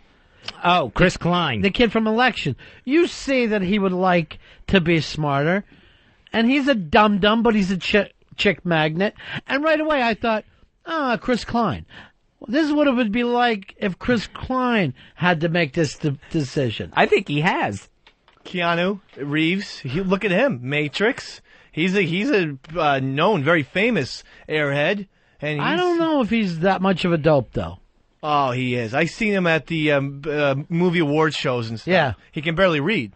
I remember a backstage situation where, let's just say, he went down, hit the plate, if you will. So, since we suffer from some of the same things, to me he's a good guy, and I don't like calling him a dope. Matt, you're on Ron and Fez. Hey, Ronnie, I just agree with you 110%. You also have these other guys that have completely given up on the ability to have sex, and they end up as like those nerdy guys that just play video games their whole lives with their parents. Right. And that's what every guy would be if they didn't care about having sex. Yeah, I mean, when you really look at most guys, you would think that, because we love money, we don't admire Bill Gates because we know even with his money, he repels women. He repels them away from him. And I don't think we want that. I think we want to attract women. Sure, and it's animalistic, I mean, if women are attracted to guys who bang other chicks, so they're going to keep banging, they're going to want to bang you. Well, they are also, oddly enough, attracted to geniuses. Like Albert Einstein, he would fucking backstage for him, it looked like the Stones. Women would be going crazy, they're pulling their tits out. They love an alpha man of all types. You know what I mean? You can be a Bill Gates type and attract women, because women are attracted to what? Passion. They love passion. They love seeing guys being passionate about things. They love a guy who goes shit. But, he's impotent. It's all for fucking naught. It doesn't work out that way. It'd be torturous, really. I mean, the more you think about it. Yeah. Torture genius. How about, look at these other two, how quickly they jumped on the fact that they'd give up the dick working. Like it was nothing. Earl is I'd love to be a genius. Earl's was the least shocking of all time. Yeah. That choosing, sterilization or whatever. That's not sterilization. He just doesn't want it. You shocked me, Earl. No, it's just, I don't want to go through life being an idiot. Yeah, I understand. That's a tough way to go through life. You're just such but an you're easy getting mark. Pounded. Boom, boom, boom, one after another. You're a sex machine. Like a porn actor, you could be. You could be completely taken advantage of also in a lot of ways. As far as, you you could have pounded a chick, and then a year later, oh, this is your kid, and you're not smart enough to fake. You know what? Whatever. I want a DNA It doesn't test. matter. You're still sex machine. Right. You're still going to have more never pussy. going to go away. And no matter what happens, you're kicked out of your house, you got more pussy. I don't know how you're having a bad day if you're laying a different chick every day. And I'm being 100% honest about it. True. And you can't, people, if they try and make fun of you and call you dummy, you're going to say, fine, I am a dummy, but remember my other name is also Sex Machine. Right. And I don't care if you think I'm a dummy. I'm banging like Jim Morrison. And you're stealing their chicks. Jim Morrison? I think he banged a lot of broads. I thought he got too drunk. I thought he was the original Impotent guy. Here's Bill. Bill, you're on Ron and Fez. Yeah, hey, what's up, buddy? How are you, buddy? Hey, yeah, I was going to say, Earl's answer surprised me. I would have pegged him for wanting to be impotent. See ya. It's not impotent, it's impotent. You dummy. Gary, you're on the Ron and Fez show. Fellas, good day. Yeah. I tell you what, I want to be a genius because I'll come up with something to make my dick hard. No, you can't. That's the point. It won't happen. The point is that's not going to happen. Earl tried to pull that junior high school trick. This is about making a decision between two ways of living your life. One way, and remember, you're intellectually stimulated. Maybe you read things and you can understand it. You can get that joy out of life of really being able to read Shakespeare and getting it and being able to appreciate it. Not like us when we hear Shakespeare and we're like, what? You're fucking getting all the finer things in life. You're intellectually stimulated. See, I just don't think you need that to be happy. I mean, that sounds more like a snob who needs to have Shakespeare and fine art. Give me TV. No, I'm not saying be a snob. I'm saying you actually get this shit. You're not going out of your way to acting like, but on an intellectual level, you're able to enjoy those things. But what I'm saying is, that really isn't important. I can, if I'm an idiot, I can just still watch TV and play Nintendo. All right, let's suppose if you could be a genius and a sex machine, you wouldn't want that. Probably not, because all right, it's then too you're much more of a moron. I don't want you on my side. Wait, I want you to somehow He's yours. being on a different side than me. I mean, it's too much responsibility to be a quote-unquote genius, Ronnie. You can be... Get away. Do not sit here and take the place into a dope. This is an interesting conversation. No, okay. If you're not a fucking moron and a dope with it, Dave, and that's the problem right now. On one side, you're getting all the mental stimulus that you could ever desire, right, but no physical, and then vice versa. All right, Eric, you're on Ron and Fez. Hey, what's up, guys? Yeah. Great question. I just was wondering, if you're the brilliant guy, have you ever been laid before, or are you a virgin? Fez's case, virgin. Earl, what, 2? We're now 3 with this girl from Philly. I believe I'm hitting that whole high 4 mark. Whoa! So, no, you've given it up. I'm not taking that away from you.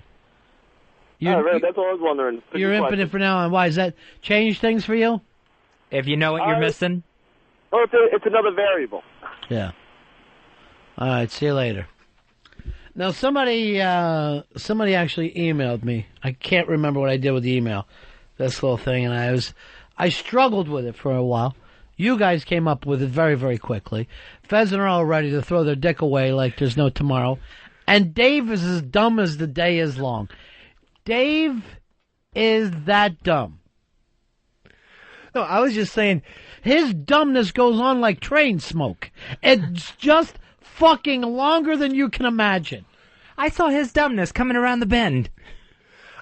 I just meant that you could be happy like me, a person who is, I would say, above average intelligence-wise. No, you're really not. But not... Yeah, you're really not. And as a matter of fact, I hear from redheaded people all the time that are so upset the way you talk. Chris, you're on the Ron and Fez show. Hey, yeah. This whole scenario has been played out before in Boogie Nights. And Dirk Diggler, at the end of the movie, he's a disaster. So... All right, hold on. Well, it wasn't this scenario. But Dirk Diggler was like a dope who got a lot of pussy. But it wasn't the pussy that got him in trouble. It was, the cocaine. Yeah. Staying too long on the cocaine mountain. That's a whole different thing. But Dirk Diggler would be the way that you would be. He's somewhat of a dope. Now, he's not going through life retarded wearing a hunting cap, but you're stupid. You're just a dumb guy. What was that name you gave earlier, Fez? Oh. That actor's name? Yeah, it was, now I completely forgot it. Chris Klein. Chris Klein. Thank you very much. And you're at the point where you're like a Chris Klein, a Dirk Diggler. You're going to do well for yourself with the chicks. That's a gimme. Yeah, that's totally And you're going to be cool. able to lay the pipe. You're going to have skills there. The word's going to get out around. Dirk Diggler had a Corvette. He had a wonderful mansion. I don't see why anyone would want to be Dirk Diggler. But you don't understand the fact at all. See, your problem is this. You don't understand what it's like to have a thought that you can, and I'm being very serious about that. The fact that you'd be willing to throw away intellectual pursuits like they're a problem goes to show just how dumb you are. And don't take us away from the essential part of what this debate is about. I mean, I hear what you're saying. It would be difficult because while you were talking about that, I realized I wouldn't be able to write my poetry or my short stories your ever poetry again. would just be the way you write it now. It would be that stupid, as bad as your short stories. So that would be the one thing unchanged in this scenario. Yeah, for him, no, he would be the dope, except for he doesn't get women. See, he's the one person that hasn't realized that Dirk Diggler was a dope. Here is Kent, you're on Fez. My bone brothers. Yeah. I'd rather be the sex machine because ignorance is bliss, as the old saying goes. See, I don't know. I think that dopes would like to be smarter. I think that dopes would love to be able to get some things. And I think dopes know that people are calling them dopes. Right, they're not retards. Right. They're not in some ignorant, retarded world where they don't know right from wrong. They're just dopey. They're just stupid. They're what I call Dave-like at this point. Here's Mike. Mike, you're on Ron and Fez. Hey, how's it going, guys? Yeah, buddy. So yeah, my sister got all the brains, but I can fuck like a jackrabbit. You're fucking your sister? Could not be happier. All right, well, that'll teach her a lesson then. Their children, his son and nephew, will be combining both worlds. Rob, you're on the Ron and Fez show.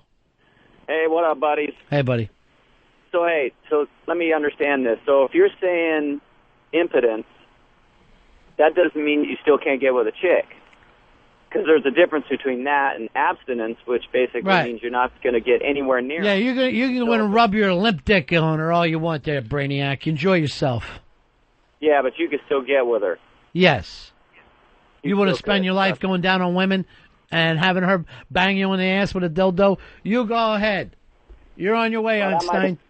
But I'm going to be in a different direction. That's not going to be satisfying to me. As a genius, you'll realize that that's a waste of time. I don't even think your IQ has to be that high. Brian, you're on Ron and Fez. Stephen Hawking would get a lobotomy just for a little tug. I guarantee it. I gotta agree with you. I think he would give it up in a heartbeat to sit there and watch cartoons with Eastside Dave with a hard dick. I think Stephen Hawking would make the leap. Didn't you used to be Stephen Hawking? I honestly believe this. I don't think that men, if you took out the impressing chicks and bringing chicks closer to you by your accomplishments, I don't think men would even play sports. I don't think they would pursue anything. I mean, guys join the army to impress chicks. Guys become ball players to impress chicks. And then, of course, guys write poems to impress chicks. Guys cook food to impress chicks. Everything we do is to try to get with women. I don't think there's any other reason. Wouldn't just the natural creativity take over in the genius? Where they have to do something like write a book or... But why would you want to? I think you would have creative thoughts and then say to yourself, what's the fucking use of taking up the time to writing that down? What would it mean to you at the end of the day? If it didn't mean chicks weren't going to want to get with you.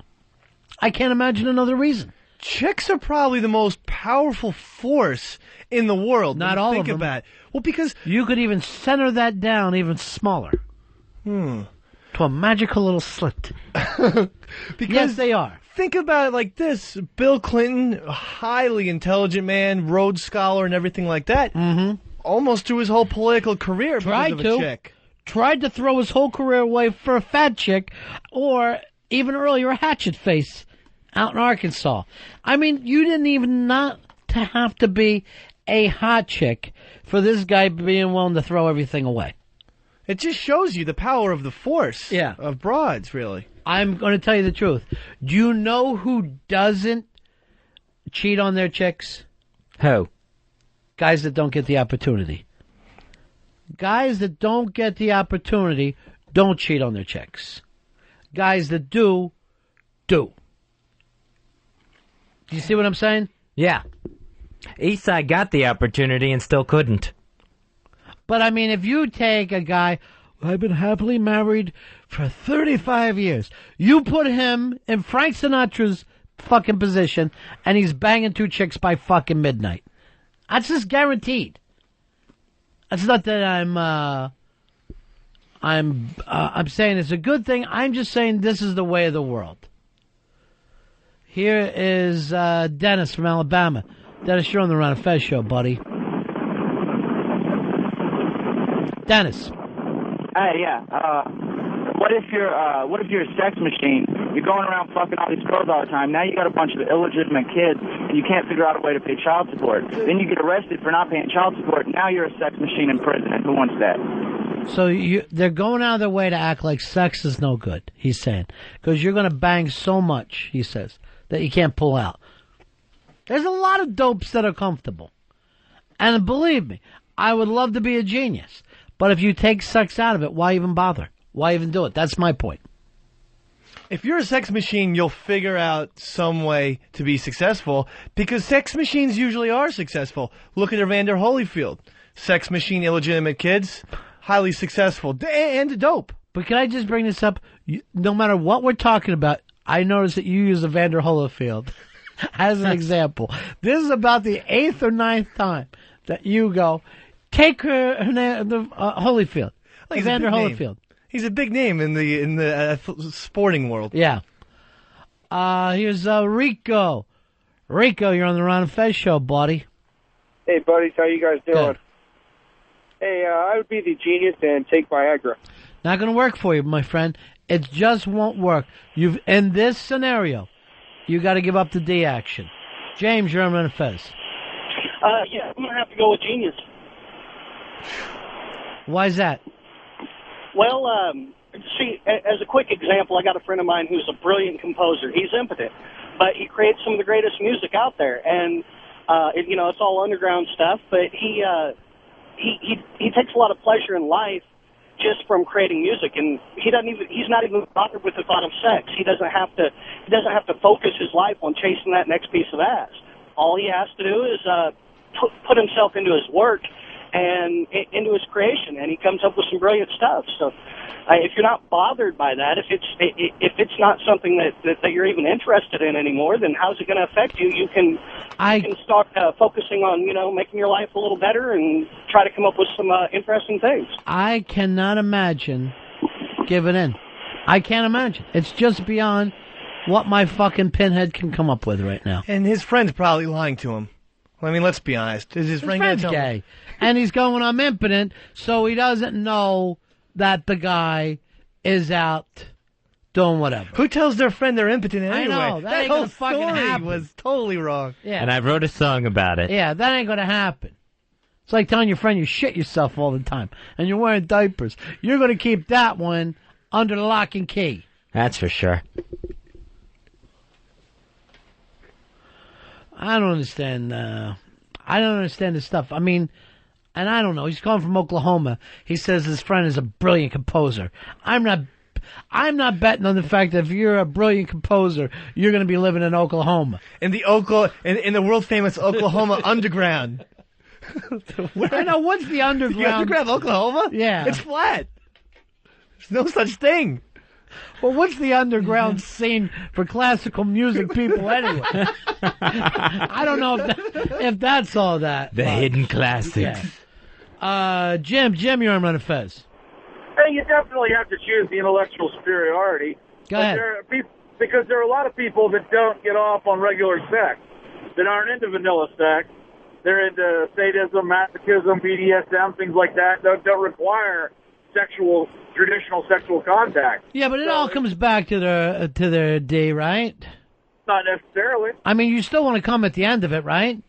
Not necessarily. You might get off on tying women up or doing things like that. That has nothing to do with having sexual contact with her. You might just get off on the satisfaction of it, the pure sadism, the artistic value of it. And so your thing is you can be really smart and beat women up. That's your way of beating this game. Yeah, it's genius. fun. All right, see you later. I don't know if I even think that a lot of geniuses need the whole leather and rubber boot act anyway. I never really thought of that as the top of the line. I don't think the getting off part would work anyway. I don't think anything. If you had the impotent part of the scenario, I don't think tying anyone up is going. Even if that was your fetish before you were impotent, right? I don't think it's going to work for you anymore. You're not going to get the pleasure. Yeah, because you're agreeing with me that you still want to end with some kind of fireworks. Jizz? Yeah, I was going to say jizz. I was trying to find another way around it before you yelled jizz at me. Yeah, the end all would be the physical climax, not a mental one. Because mental doesn't matter. That's where I'm getting. If you came up with the rocket to the moon, you still want to get laid for that. The only reason why you're doing that is so you're at the Ramada Inn bar with the other weirdos, and you're saying there's some fat broad. You ever see that rocket that went to the moon? Yes. Here's the pages for it. I wrote it in this notebook. That's why you do things. Oh, baby. To meet chicks. That's why you make money. It's why you do everything. Look at all the sex scandals through the history of time with very powerful, intelligent men. Evander Holyfield. Well, I was thinking more like, a JFK, a Clinton. I mean, these are extremely intelligent people. Right. They can't not give in to the force. Right. See? So that's why I'm in the right and Earl's in the wrong. It's not a matter of right or wrong. We're just trying to say, here's what I would do. We're at a 2-2 place here. You know who we need is Bronx Johnny. Johnny, come on in here. From the BX, Fezzy. He's going to understand. He's going to know one way or another. Bronx Johnny, one of our number one interns. One of? Fezzy, this guy leads the pack. If we had an intern parade all time, you're looking at the drum major right here. Now, Johnny's wearing 2 guns on his shirt, looking like $1 million. Johnny, you heard what we were talking about, right? Yeah, boss. Genius and impotent, dumb, satisfied sex machine. Where do you go? Genius, impotent. Whoa! Wow, that's a shocker. Holy shit. I was not expecting that, Bronx Johnny. And, if you're a genius, you're going to figure a way to get some kind of ass. Nope, you don't not get at all. It ain't going to happen. Damn. I want to... You Bronx dope. For the sense of this argument, there's no way around it. You don't get both. You get one or the other. And there's no right answer, there's no wrong answer. So be a fucking genius or be a fucking idiot and get no ass. I'll take genius. Yeah. Wow. What would you do with your genius skills? Probably like... What way? We're bringing electricity to the Bronx? I'd probably try to find a way to feed all the kids in the world or something like that. That's really nice of you. So you're sacrificing your dick for the betterment of the world. Yeah. Yeah. But, genius doesn't mean that kind of problem solver. You could be a genius in whatever the field happens to be. Like the guy was saying, you're a composer. You can be a genius with music, literature. It doesn't mean I'm going to be some genius who figures out how to, solve the gas crisis. Because a lot of geniuses haven't come up with that. You could just be a genius in the kitchen, Bronx Johnny. Yeah. That'd be cool.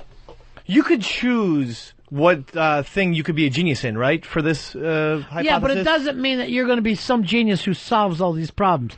It's not like you're John Travolta when he saw that shooting star and started coming up with all that shit. Phenomenon. Dun, dun, dun, dun, dun. Phenomenon. Because I was just thinking, it would be kind of cool to be like a game show genius. Yeah.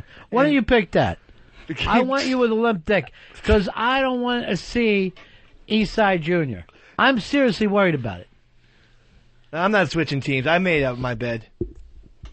And you know, the other thing is, just talking with you, I don't see how West Side could actually lay on her back and say, "Take me, Dave." That is amazing to me. Does she have to be drunk to have sex with you? It sure helps a lot. That's all I'll comment on that one. Hey, I'd actually have to have interns come in and take me under. I would actually have to go under like it was an operation if I was her. The lethal injection gurney. I give it to her good, hard and fast. Oh, God. Not fast enough, I'm sure. Where are you running off to? The fact that him having sex makes you sick? No, but just the whole fact that someone's actually willing to give it to him. And he takes it hard and fast. He doesn't even like foreplay. For him, it's like a rape. Every time, it's basically a rape. Every time he's with a... How many women have you been with? I want you to be honest with me. Oh, boy. Since 6, probably. Around 4, 5, or 6. Between 4 and 6. Seriously. That'd be 5. It's not a huge number where you don't know 4 from 6. It should be able to take you seconds to come up with that number. Here's Jim. Jim, you're on Ron and Fez. Hey, Ron, I just wanted to correct you on something you said earlier. You said guys write poetry to impress other chicks. I think guys write poetry to impress other guys. Why don't you just ask the editor of the Avatar over there? That's the Arister, sir. The Arister. The Avatar. Well, you didn't have any chicks in your... No, it was Christian Brothers was all male. You wrote that to impress other guys. I don't look at it like that, Mr. B. How do you look at it? And a couple monks. Well, it's a literary magazine. I mean, you can bring it home. You can put it on your coffee table. But when you were writing your poems and your short stories, were you thinking to yourself, when the women read this, they're going to fucking love it, right? Yeah, I was thinking that. Yeah. You know, somehow, if a copy could get to the high school next to us, RBC, Right. which had lots of chicks in it. And I honestly believe that about it. Does everybody at least agree with me on that every man will do something, other than gay men who are probably trying to attract other men, but you're doing it to make yourself look better to the opposite sex? Even subconsciously, yes. I mean, some people might not think that they're doing it, but subconsciously, you know, you're a great athlete or something because that's what you want to do. Here is Dave. You're on Ron and Fez. Okay, the question is, if you're a genius, can you still work one off? No, you were impotent. You can't even do that. No. There'll be no firmness there whatsoever. Bob, you're on Ron and Fez. Hey, fellas, I'm a pilot in the Air Force. We always say I'd give my left nut to fly the 22, give my left nut to fly the A-10 into Iraq, but I bet if you came back with, would you give your whole cock to fly the F-22 into Iraq? I guarantee 100% of the time the answer would be no. Right. And again, even this guy, he's flying jets.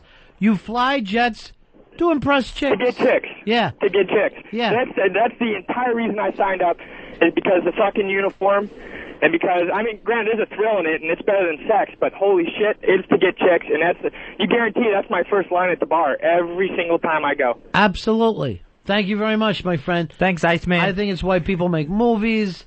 It's why people do sports. Anything in life.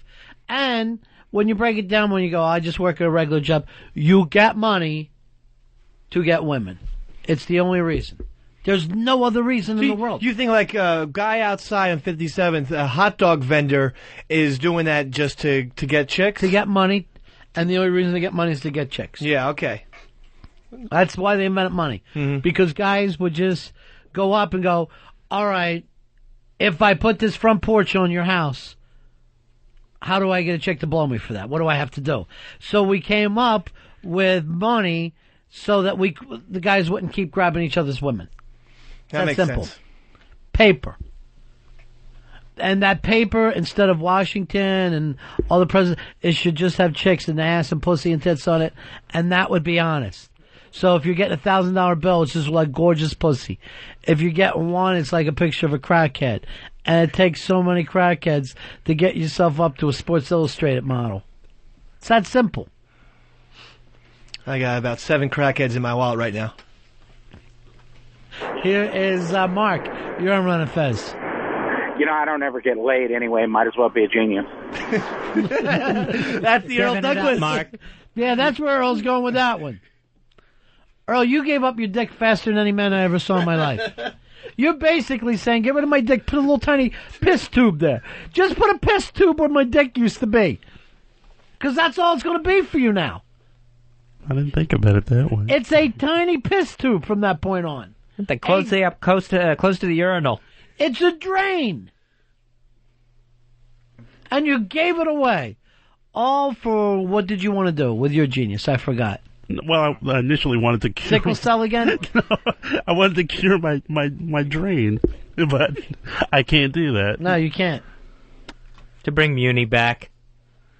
No genius can bring back the dead. Roy, you're on the Ron and Fez show. Hey, buddies. Yeah. Hey, Wendy doesn't have to be drunk to let Eastside fuck her, but she does make him wear a chef's hat and an apron. Wendy? Wendy, what went wrong? Have you ever put on the chef hat and an apron? Because when Eastside broke up with his chick, when he went on his pussyless walkabout, where he got no women at all, she did okay for herself. She banged a chef. I brought it up to her. She cried like an infant. Yeah. She went with dope. Yeah, we're trying to forget about that one, that little episode. Yeah, but to get back to this, do you keep bringing it up to her? Occasionally, I just make reassurances. So I have nothing bad happen. Again, one last time, I was just concerned about the intercourse. I don't really care what anyone does, but if you had the intercourse, it's you don't care if she's sucking on a D. I actually don't. It's licking balls. That don't bother you. Nah, it's just more. What if she's tossing a salad? She's in there eating ass. That's a little. With the other guy being then don't say you don't care. Well, I didn't think about that. I'm the dope, remember? With the other guy being a chef, it's got to come up at every meal. Dinner served. Yeah, she still work with him? That's a great question. No, he split a couple months ago. Right. But he was very... And the other issue was just that he was, older. He was like 36 or something like that. So he's like almost 10 years older than me. Yeah. Here is James. You're on Ron and Fez. Guys, if it wasn't for pussy, we would all still be living in caves throwing shitballs at each other. You know what, James? You put it... Ring the cowbell because I got to give him something for call of the day. That was my point, but you put it better than I could have. What do we got to send James, Earl? What do we got for him? We have a box set collection, DVD box set collection of the Planet of the Apes movies. Perfect. That would be the perfect thing for him. Where they're throwing shitballs at each other. But that is exactly my point. If there was no women, there would be no reason to do a damn thing. You wouldn't get up in the morning. Now, I'm sure, like you say, in jail, guys have gay sex. You see a lot being accomplished in jail? No. I don't see them coming up with a lot of great ideas, building things. License plates. Yes. Just working out. Monotonous work. And really, all they talk about is getting out and getting chicks. And even when they're banging young guys, they're pretending it's a chick. They make the guy put lipstick on his ass lips. Not to get off topic, but I always wondered how a guy is banging other dudes in jail and then doesn't then stay homosexual. You think it's that good? On the you outside. think it's that wonderful? But, the alluring smell. Yeah. All right, let me put it this way. If you were fucking living on an island, right? Right. Nothing to eat but dog. Okay. You would what? You'd be eating dog, right? Yeah, I'd have to eat the dog. Then you come back here to Manhattan. You're walking down the street. You're going to be bitching up a storm and there's no dog restaurants? Are you glad you're not eating any dog? I see your point now. Thank you. You have a way of explaining things. Well, I have to with you. I have to fucking stop the car and explain to you constantly. I'm sorry, Westside, but I've been in prison too long. You don't do it for me anymore, gal. Right now, next time you bang a West Side, see if she doesn't have the Food Network on in the corner. Let's just stop looking at those guys. Oh, by the way, we had Bobby Flay on the other day, Friday, right? And remember I called the shot over who would be the next Food Network star? He comes in. He wins. My guy, who we should try to book on the show. We'll get right on it. I'm very, very proud of Guy. And his new Food Network show is going to debut in June. Is that right? Yeah. Did you watch it last night then? I watched the finale. Did you go crazy? Oh, yeah. I was very excited. I was with that show the way you are with American Idol. The way you've been able to depict the people being voted off American Idol. This week it's love songs on American Idol, starting tomorrow night. Heard it in a love song. It's Paris's time. She's done. I'm sorry, you're the guy picking the people around, or Fez? Sorry. Earl, let Fez know the bad news. Even though he's been doing a great job, I've got a new red-headed stepchild that'll be taking over for him. I have only missed 1 week since they went to Final 12. This is going to be American Idol. Who did this? What Southern Rock is this? Marshall Tucker Band. I ain't never been with a woman long enough for my boots to get old. Hey, Matt. Matt, you're on the Ron and Fez show, buddy. Hey, buddy. Matt, we got you? See you later. Here is Sean. Sean, you're on the Ron and Fez show. How you doing there, pal? What's going on, Ron and Fez? Hey, man. Yeah, I just wanted to tell you, 90% of the guys who are in prison right now was trying to get money or doing something just to impress a woman, just to, just to get ass. So that's what I was just wanting to tell you guys. So very, very good point. Normally, it comes back to money. Why do you want money and power? Pussy.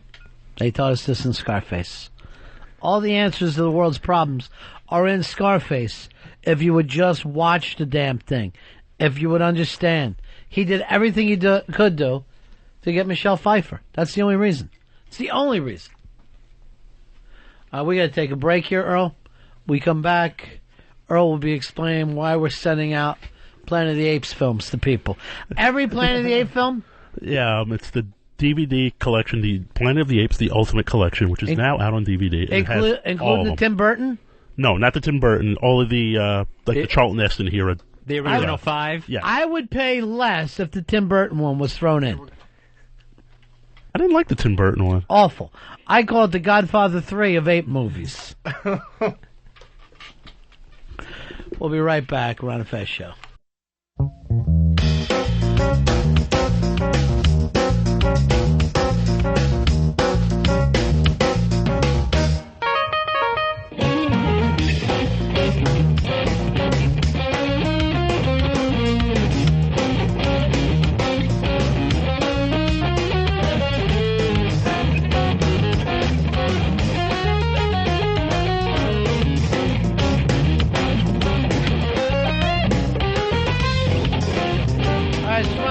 Show, we are back, and starting Wednesday, Fez, we're pushing the show back till noon. Yeah, we'll be starting noon in the East, 9 a.m. in the West, starting on Wednesday of this week. So when I'm in the West, I got to get up earlier, and when I'm in the East, I can sleep later. Yeah, if you were in the West, you'd be in here at 9 o'clock. Wow. So, but in the East, you're not here until noon. That's better. That's definitely better for me. So that works out for you being in the East. During the break, I was up early today. I was over at Free FM with O&A and the Entourage and stuff. And so I usually don't have to go to the bathroom during the show, but I'm just kind of off because I started my day earlier today. I'm pee shy, and I like to wait till I get home after this show. Well, I had to go really bad, so I decided I'm going to go in there, use the urinal. Eastside Dave follows me into the men's room, announces, "I'm here, Fez," to announce that he's going in there to piss at the same time that I'm trying to piss, and I've already started. Then, as he's standing there by a urinal by me, just inane weather conversation. Instead of just letting me be in peace and letting me try to get this done, because I struggle with it, I'm hearing this. "Some weather, huh?" Did it lock you up? Yes, it locked me up. What if he does that every day, though, and then sooner or later you'll get used to it? Every day he's going to lock me up. And I hear this. For a while. Isn't it odd how muggy it is? Anytime you bring up muggy, you've even gone to the bottom of the weather conversation. Fez, I will let you know this. He did it on purpose. He told me before he went, he goes, "Hey, Mr. B, is it okay if I go in and talk to Fez while he uses the bathroom?" Well, then he's just a bastard person. I hate you and your ass face. Michael, you're on the Ron and Fez show. Hey, guys. Hey, buddy. I just wanted to, before I get into what I was going to talk to y'all about, I want to tell you that I originally got XM for Opie and Anthony, but since I've been listening to you guys are by far my favorite show. Well, that's very kind of you, but you don't have to choose between us because you get us both. And no, I understand. Get... I just going to Oh, and now you're going to do 6 straight live hours? Yeah, 6 straight. God. You bet. Hey, listen, I hear you guys talking all the time, and then people have a general conception of people in prison. Mm-hmm. I spent 2 years in a penitentiary, and in that 2 years, I saw one episode of homosexuality. Well, That's probably the only time that you only saw it once is because normally you were on the bottom. If you would have turned around and looked up, you would have seen it every night. Well, maybe that's the case, but I got news for you, pal. It's not exactly the way everybody would like to dream up that it is. But when you're doing heavy time, there's more sex, right? Not when you're just doing a couple years. Do what now? For the guys that are doing 15 to life, they would be more likely than a guy in there for stealing a car, right? Well, maybe that's the case. I don't know, but what were you in for, Michael? It's not exactly the way that everybody portrays it to be. Michael, what were you in for, buddy? I took an insurance company down for $1.5 million. Yeah, that's not. See, that's. And since I've gotten out, I spent 2 years on 10 in Texas, and now I run a consulting firm, and I consult to the insurance companies that I defrauded. Not bad. All right, thank you, Mike. All right. Take care of yourself, brother. He's like that Catch Me If You Can movie with Leonardo DiCaprio. You know, a lot of guys end up doing that. A lot of guys, they'll go, why don't you come on over to the good side and start, I'm more a part of that Stop Snitching campaign, so I can't get caught up in it. Jeff, you're on Ron and Fez. Hey, you were talking about the Planet of the Apes. Don't you think Marky Mark would have made a better ape than the role he played? Oddly enough, I only saw Planet of the Apes once. The night it came out, we went to some stupid premiere. I thought it was so bad that I never even watched it again on cable. And then the big twist was supposed to be we substitute the Statue of Liberty for the Lincoln Memorial. Well, don't ruin it for people who haven't seen it, Fez. Oh, if they haven't seen it by now, they've missed their chance. Dave is going, damn it. That's what he gets for chatting in the bathroom. Jim, you're on Ron and Fez. Hey, Ron. I just had a question for Earl. It seems over the last couple of weeks, or months rather, Earl's put together some really cool funk formats to buff the show with. Why doesn't he go ahead and go at ELO with an all-funk show for XM? Earl, what are you waiting for? The black rock funk thing? It could be whatever you want it to be. Well, there's been preliminary discussions. The problem with Earl's idea is this. He called it the Black Rock Show, but then he played some funk, he played some stuff by white people. He's got a limited name for a show that it's the Earl Show. And I think if you went in there, the Earl Show, and you said that, people would be more open to it. But when you say Black Rock, they go, well, what are you going to do after Hendrix? Well, I did that, and then I mixed it up a little bit. I did like a bunch of rap and rock things, and everyone's like, why are you playing hip-hop? I was like, listen to it. It's like rock, but it's rocking out, so I give it a full band behind it. But then you even played some white people. No, I didn't play any white guys. I played I think the only white guy I played that you can perceive as white, who really isn't, was Thin Lizzy. And Phil Lynott, half black. Right. So half black for you. It's got to be 50% black. Yeah, just a little bit. Right. That's all. Because like you say, everybody's got some Cherokee in them. No. And I said, I think, Croy or Sioux or something like that also. You should just point out all the time, this person is half black. And Hendrix was at Part Indian also. So you feel like this thing is going to get done, right? I have a very good feeling about it. I mean, there's been some very early talks about it. I think it's going to happen. This in the news over the weekend. I guess the Smoking Gun came up with this. They've had some of the claims against Charlie Sheen that Denise Richards has made. She said she's been slapped around by him a little bit. I guess they're getting divorced. And that also he goes on websites looking at barely legal women and barely legal guys. Yeah, both young girls, young boys, or at least they appeared that way to her. That's the way she put it. Right. I would like to point this out to Denise Richards. If Denise Richards is the only person in Hollywood that Charlie Sheen could be having an argument with and be truthful when he screamed at them, "I'm a better actor than you." There's not another person in Hollywood he can pull off that line with, but you plastic-faced bitch. I don't like the idea of these two kids are getting a divorce. It's a sad thing. But why bring up whatever the stuff is that were the secrets of that marriage, Fez? Yeah, she must be doing this to just paint him as bad of a person as possible but a settlement. You've got a no-contest divorce. That's not the problem anymore. This is not 1957 where you even have to prove cause. If you got married to a woman tomorrow, Fez, and you didn't have a prenup, it gets divided. That's what happens. That's what married people do. Then she's just gone into pure hate for him. But why does that even get to come up to the court? Why would the court even hear any of this? That kind of gets on my nerves as well. I never understand it. If somebody can help me out there, 866-RON-0-FEZ, 866-RON-0-FEZ. Now, the websites that he's going to, obviously, the girls, you wouldn't be on the website if you weren't 18. If you know what I'm saying? Normally, unless he's got some kind of really out there, kitty toucher site. But a lot of the barely legal stuff, they put the braces on the girls. The girls, of course, shave down.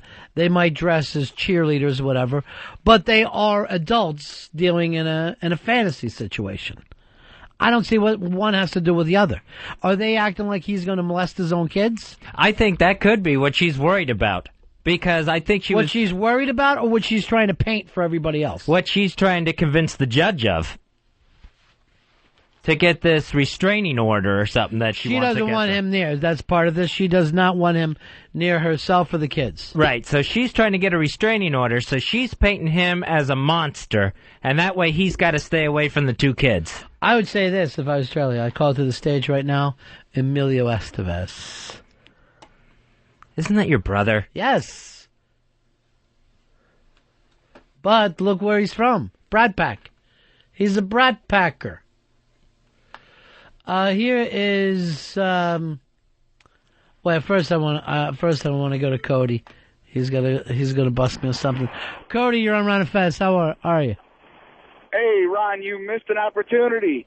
You should have said that Charlie Sheen compared to Denise Richards and everybody else is the penultimate actor in Hollywood, right? He is the penultimate actor in Hollywood, and she is the worst. Next to last, Charlie Sheen.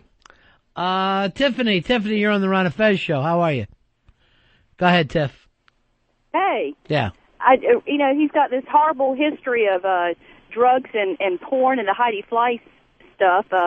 She was stupid enough to marry him, but I guess that she's exposing all these problems so that way he doesn't get custody of the kids.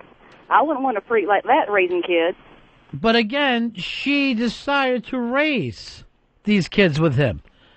I mean, if she didn't know his history, she was the only person in the United States of America unaware of it. It's true, but, I guess he was tooting that horn that I've changed, and, and she's a gorgeous gal. I'd figure if anybody's going to change, it'd be for someone as, pretty as her. People don't change. They do not change. I don't care. You got the hand you were dealt, and that's who you are.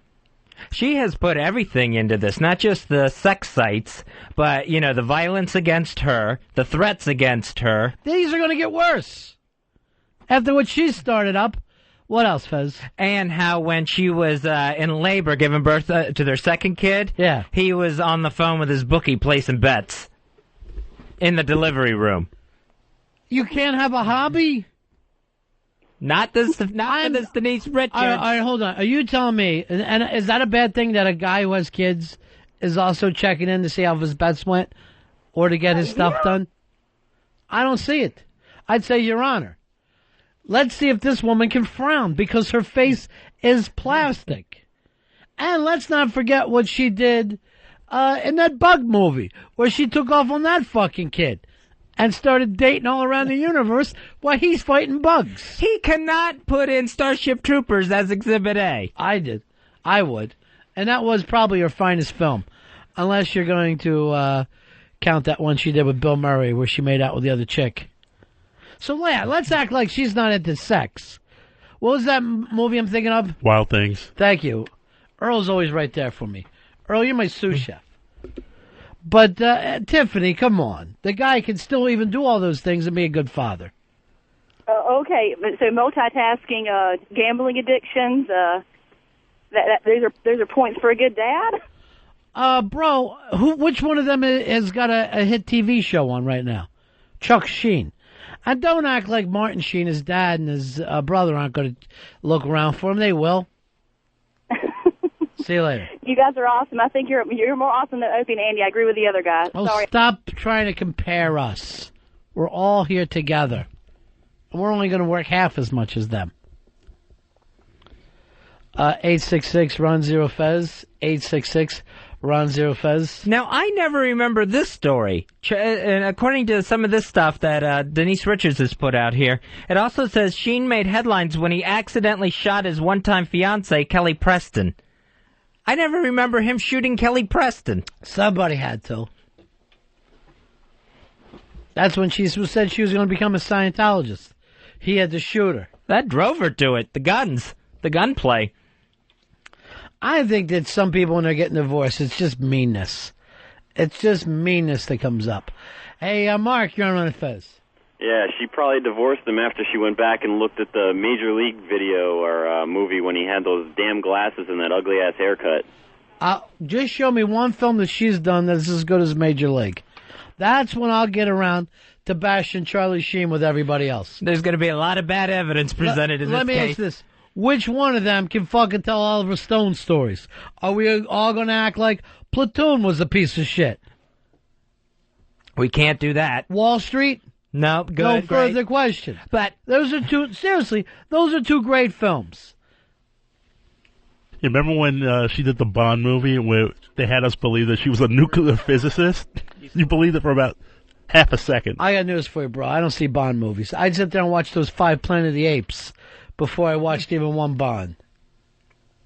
I'm not even getting that stuff at all.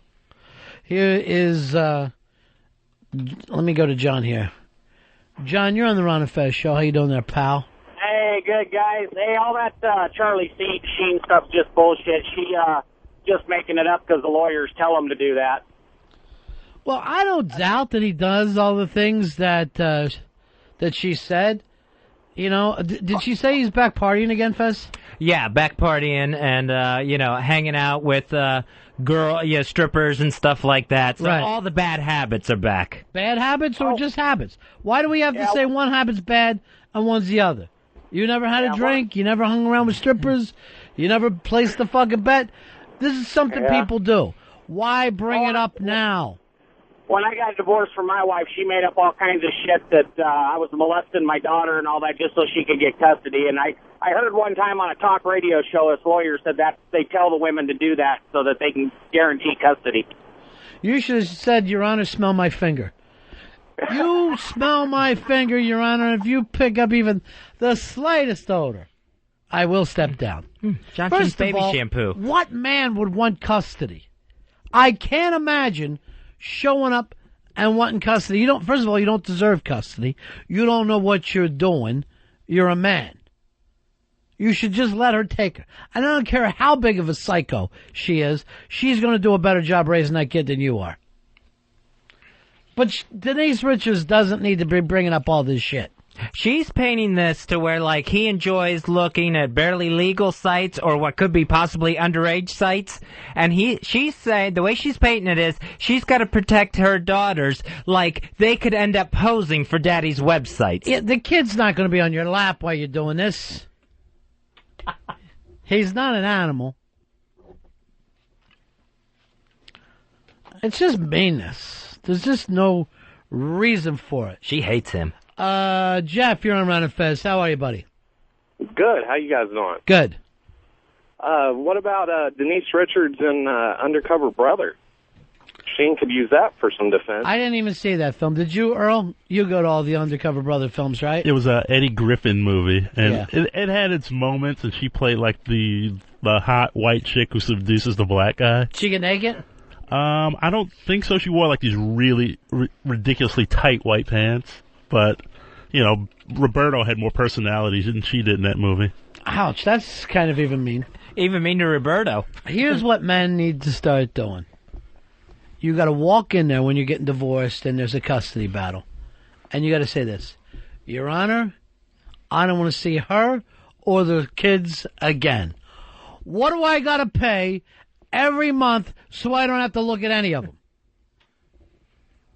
And if they start to bring up porn, gambling, shit, whatever, give me a fucking number. What's the minimum I could pay? And I don't have to see any of these people again. Mr. Sheen, I find your attitude refreshing. It's really what you want to say anyway. I'm looking for a fresh start. And the last thing I need to do as I'm getting back into the dating world is to find myself at a fucking ball pit with a couple of kids. That ain't going to work for me. I'd love to see them when they're 18. They can stop by around, and maybe we could have some kind of relationship. He would still need the ball pit then, though. No, I know there's a figure that you're coming up with. I want to keep it as low as I can. And I got news for you. I ain't going to pay it all the time. I'm going to pay it as much as I can. But in the meantime, the first thing I'm doing is getting a new cell phone. Because I don't want to hear from any of them. Men have got to stop getting in there and fighting for these kids. That's what's causing all these problems and these embarrassments. She really can't say anything bad about Charlie Sheen that no one has already not thought about Charlie Sheen. And look, my dad, great guy. I would never want to spend the weekend with just him. What the fuck am I going to eat? Steak 3 times a day? Burnt steak over and over and over? Can't be around it. There's only so many times that you could fucking hear it's a 90-foot game and you better learn to bunt. You swing away and you're a selfish player. So, a man can't raise a child. We all know this. You're ridiculous at it. The second that you say to yourself, I'm not even going to attempt it, people are starting to ask you to. Then the wife's going to say, well, you got to take him occasionally. No, I don't ever even want to see him again. What about Christmas? Nothing. Give me a price. And don't kill me on it. Because I'm still going to have a nice car. If he got those kids, they would just go to Martin Sheen and his wife. You know that's what would happen. Those kids would think they were going to grow up in the White House. They would be better off with Martin Sheen than any of those other people. And I would keep Uncle Emilio out of there. Because let's not forget he was married to Paula Abdul at one time. Or at least they were engaged. Nate, you're on Ron and Fez. Yeah, I'm wondering if Denise Richards is trying to distance herself from Charlie Sheen. Because he's spouting off on all these conspiracy theories and aligning himself with all these whack jobs. What conspiracy theory? Oh, about the 9/11 thing a couple weeks back. I don't know. I didn't hear him do that. But let's not ever act like Charlie Sheen was sane. There was never a day where you said to yourself, hey, you know who's got their shit together? Charlie Sheen. You know who I feel like a guy who's got things in this town wired? Charlie Sheen. He's been a fucking raving maniac for a long time. He's basically the dum-dum sex machine that we talked about earlier, where he's never been a bright guy, but fucking pussy flies to him like he was made out of pussy paper, and they get stuck to him as he's going by. That's the life he's lived. So anything that's happening in this girl's life, this 5 nightmare years that she put up with and kept getting knocked up with time and time again, that's her fault. That's something she's got to deal with. Well, even seeing Charlie Sheen on that 2.5 Men and a Fat Kid, that show on CBS, he's been able to hold it together for season after season, show up for work every week, but you still had to know that's a time bomb ready to go off. Look at the way he looks. He looks like a guy who's on the edge. And I've never seen the show. I've only seen him telling people not to talk at the movie theater. I see where they all get together and do that thing. That is so burned. Yeah. Here is Matt. Matt, you're on the Ron and Fez show. Yeah. Hey, guys, what's happening? Yeah. Yeah. Listen, he ought to do it like they do down in the South, man. Says, like my ex-wife did, is get pregnant by another man and then, keep it all in the family. It don't matter. What's he saying, Fez? Apparently there wasn't a custody fight with him because his child belonged to another man. First of all, you've got to say to your kids, look, you're probably going to be getting a new daddy. I don't know. Your mom's kind of fat. Maybe it ain't going to be the best new daddy ever, but she'll come up with something.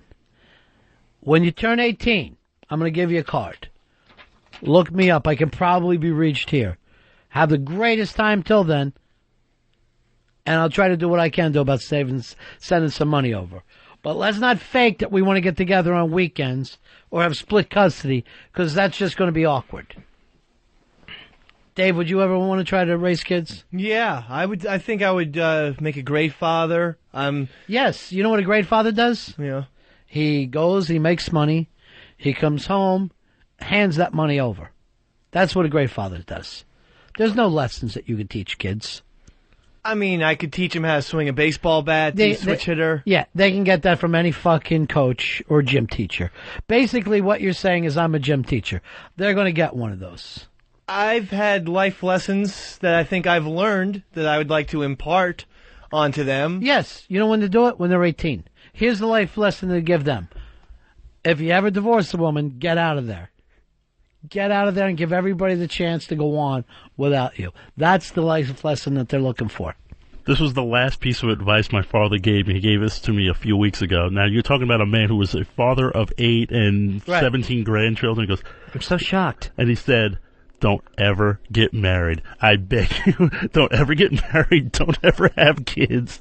Said, if you like your life, enjoy it. Do not ever get married, and don't ever have kids. Well, he was talking to the right person, throwing that advice out there. Because, basically, he's telling a guy who, will not grow up. You're the Black Peter Pan, if there ever was one. And didn't he tell you education was his strictest rule? Mike, you're on Ron and Fez. Hey, what's up, guys? Yeah. Big ass 144. Hey, buddy. Let me just tell you, I got a buddy of mine. He actually had 4 kids. The last 2 were mistake twins. Uh-huh. He got divorced.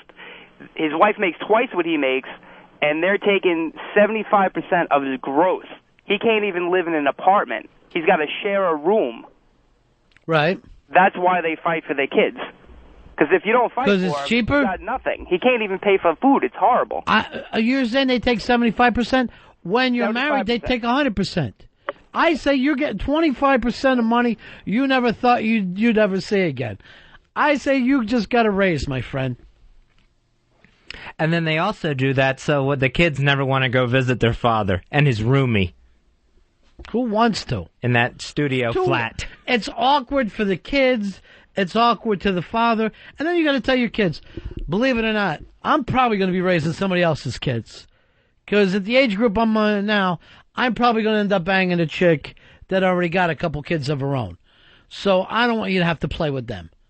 Let's just hook up later when you're 18. And that's it. It's tough being a parent. How do you know? I've seen shows on A&E. Oh, because you have a puppet? You think because you have a puppet you understand things? I mean, I take care of them quite well. Yeah. If you and Westside break up and Roberta goes with her, you're going to have to just say goodbye to that puppet, to let it go. That will never happen, ever. I will fight tooth and nail. Tooth and tail. Keep Roberto. Jay, you're on Ron and Fez.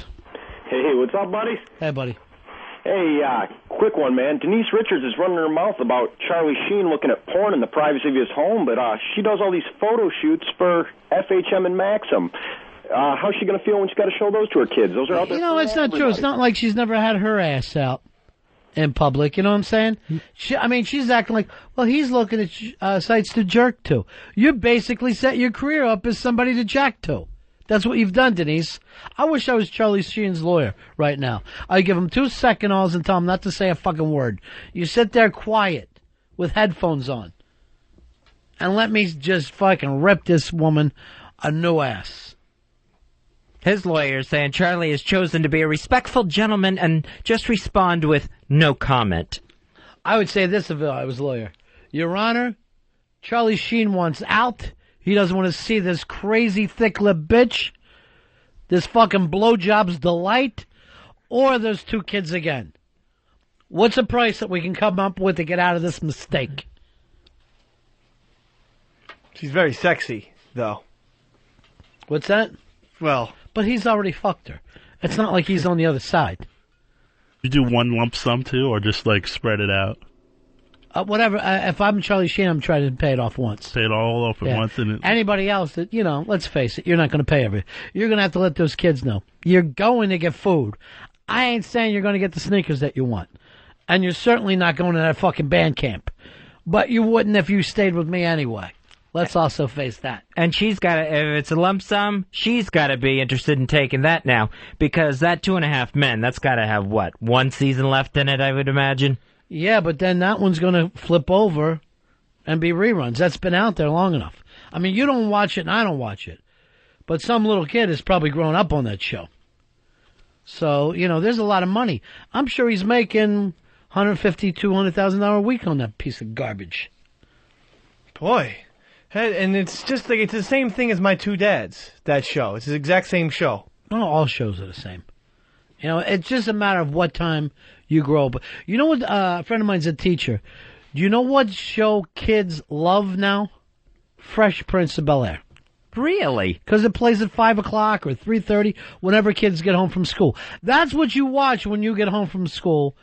That becomes the show that you talk about. So that's like the modern Brady Bunch, because when I used to get home from school, it was Brady Bunch at 3 o'clock and What's Happening at 3:30, one of the great shows of all time. Only because you were at that age where it all mattered to you. Now to the kids that are, in 5th and 6th grade now, it's Fresh Prince. And Fresh Prince really sucks, too. I mean, What's Happening? Jeez, that's the best. The Gong Show episode? Hey. No, the best episode ever is when they were with the Doobie Brothers. They were bootlegging that concert. Was that rerun? Under his trench coat? Yeah, under his trench coat. Then a little tape recorder falls out, and the Doobie Brothers stop playing and just look at it. They stop a fucking concert because someone brings a tape. Now show up. You can't even see the band anymore because everybody's got their goddamn phones up recording the whole thing. And where was that concert being held? Because there was like 12 people there. Yeah, it was Crinkle Curtain Stadium, where there was just some silver crinkle curtain behind them, and that was the end of the whole gimmick. Yeah, it was the worst. It was the absolute worst set. Yeah, well, say if you had Fresh Prince when you were younger, you would love it. I thought the best episode is when they were betting on football by the helmets. And brought up the Tampa Bay Buccaneers because that had a cool pirate. Bill, you're on Ron and Fez. Hey, I was just calling to let you know that tool who called in about his friend losing 75% to child support is absolutely full of shit. You can only lose 50% of your net for total child support, no matter how many kids you have. I have no idea how it all works. My way is just to get out. And I know people aren't going to want to agree with me. But I bet, like these guys that want custody, want partial custody, if enough guys in this country start showing up and go, I don't want to see her or the kids again, they're going to force you to have custody. Because all they want you to do is something that you don't want to do. You got to go in there strong and heavy. I want no parts of this. Your Honor.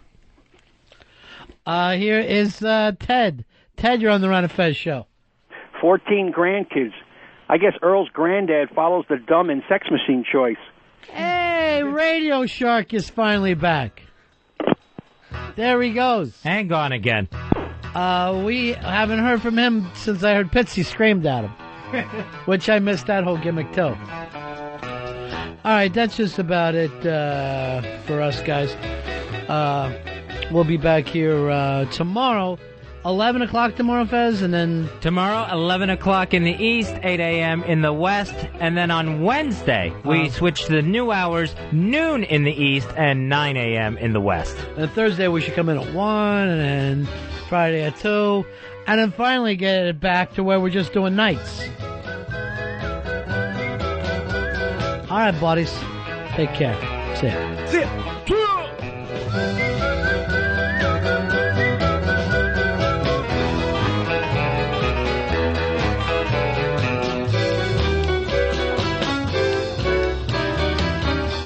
Fez Show. XM 202.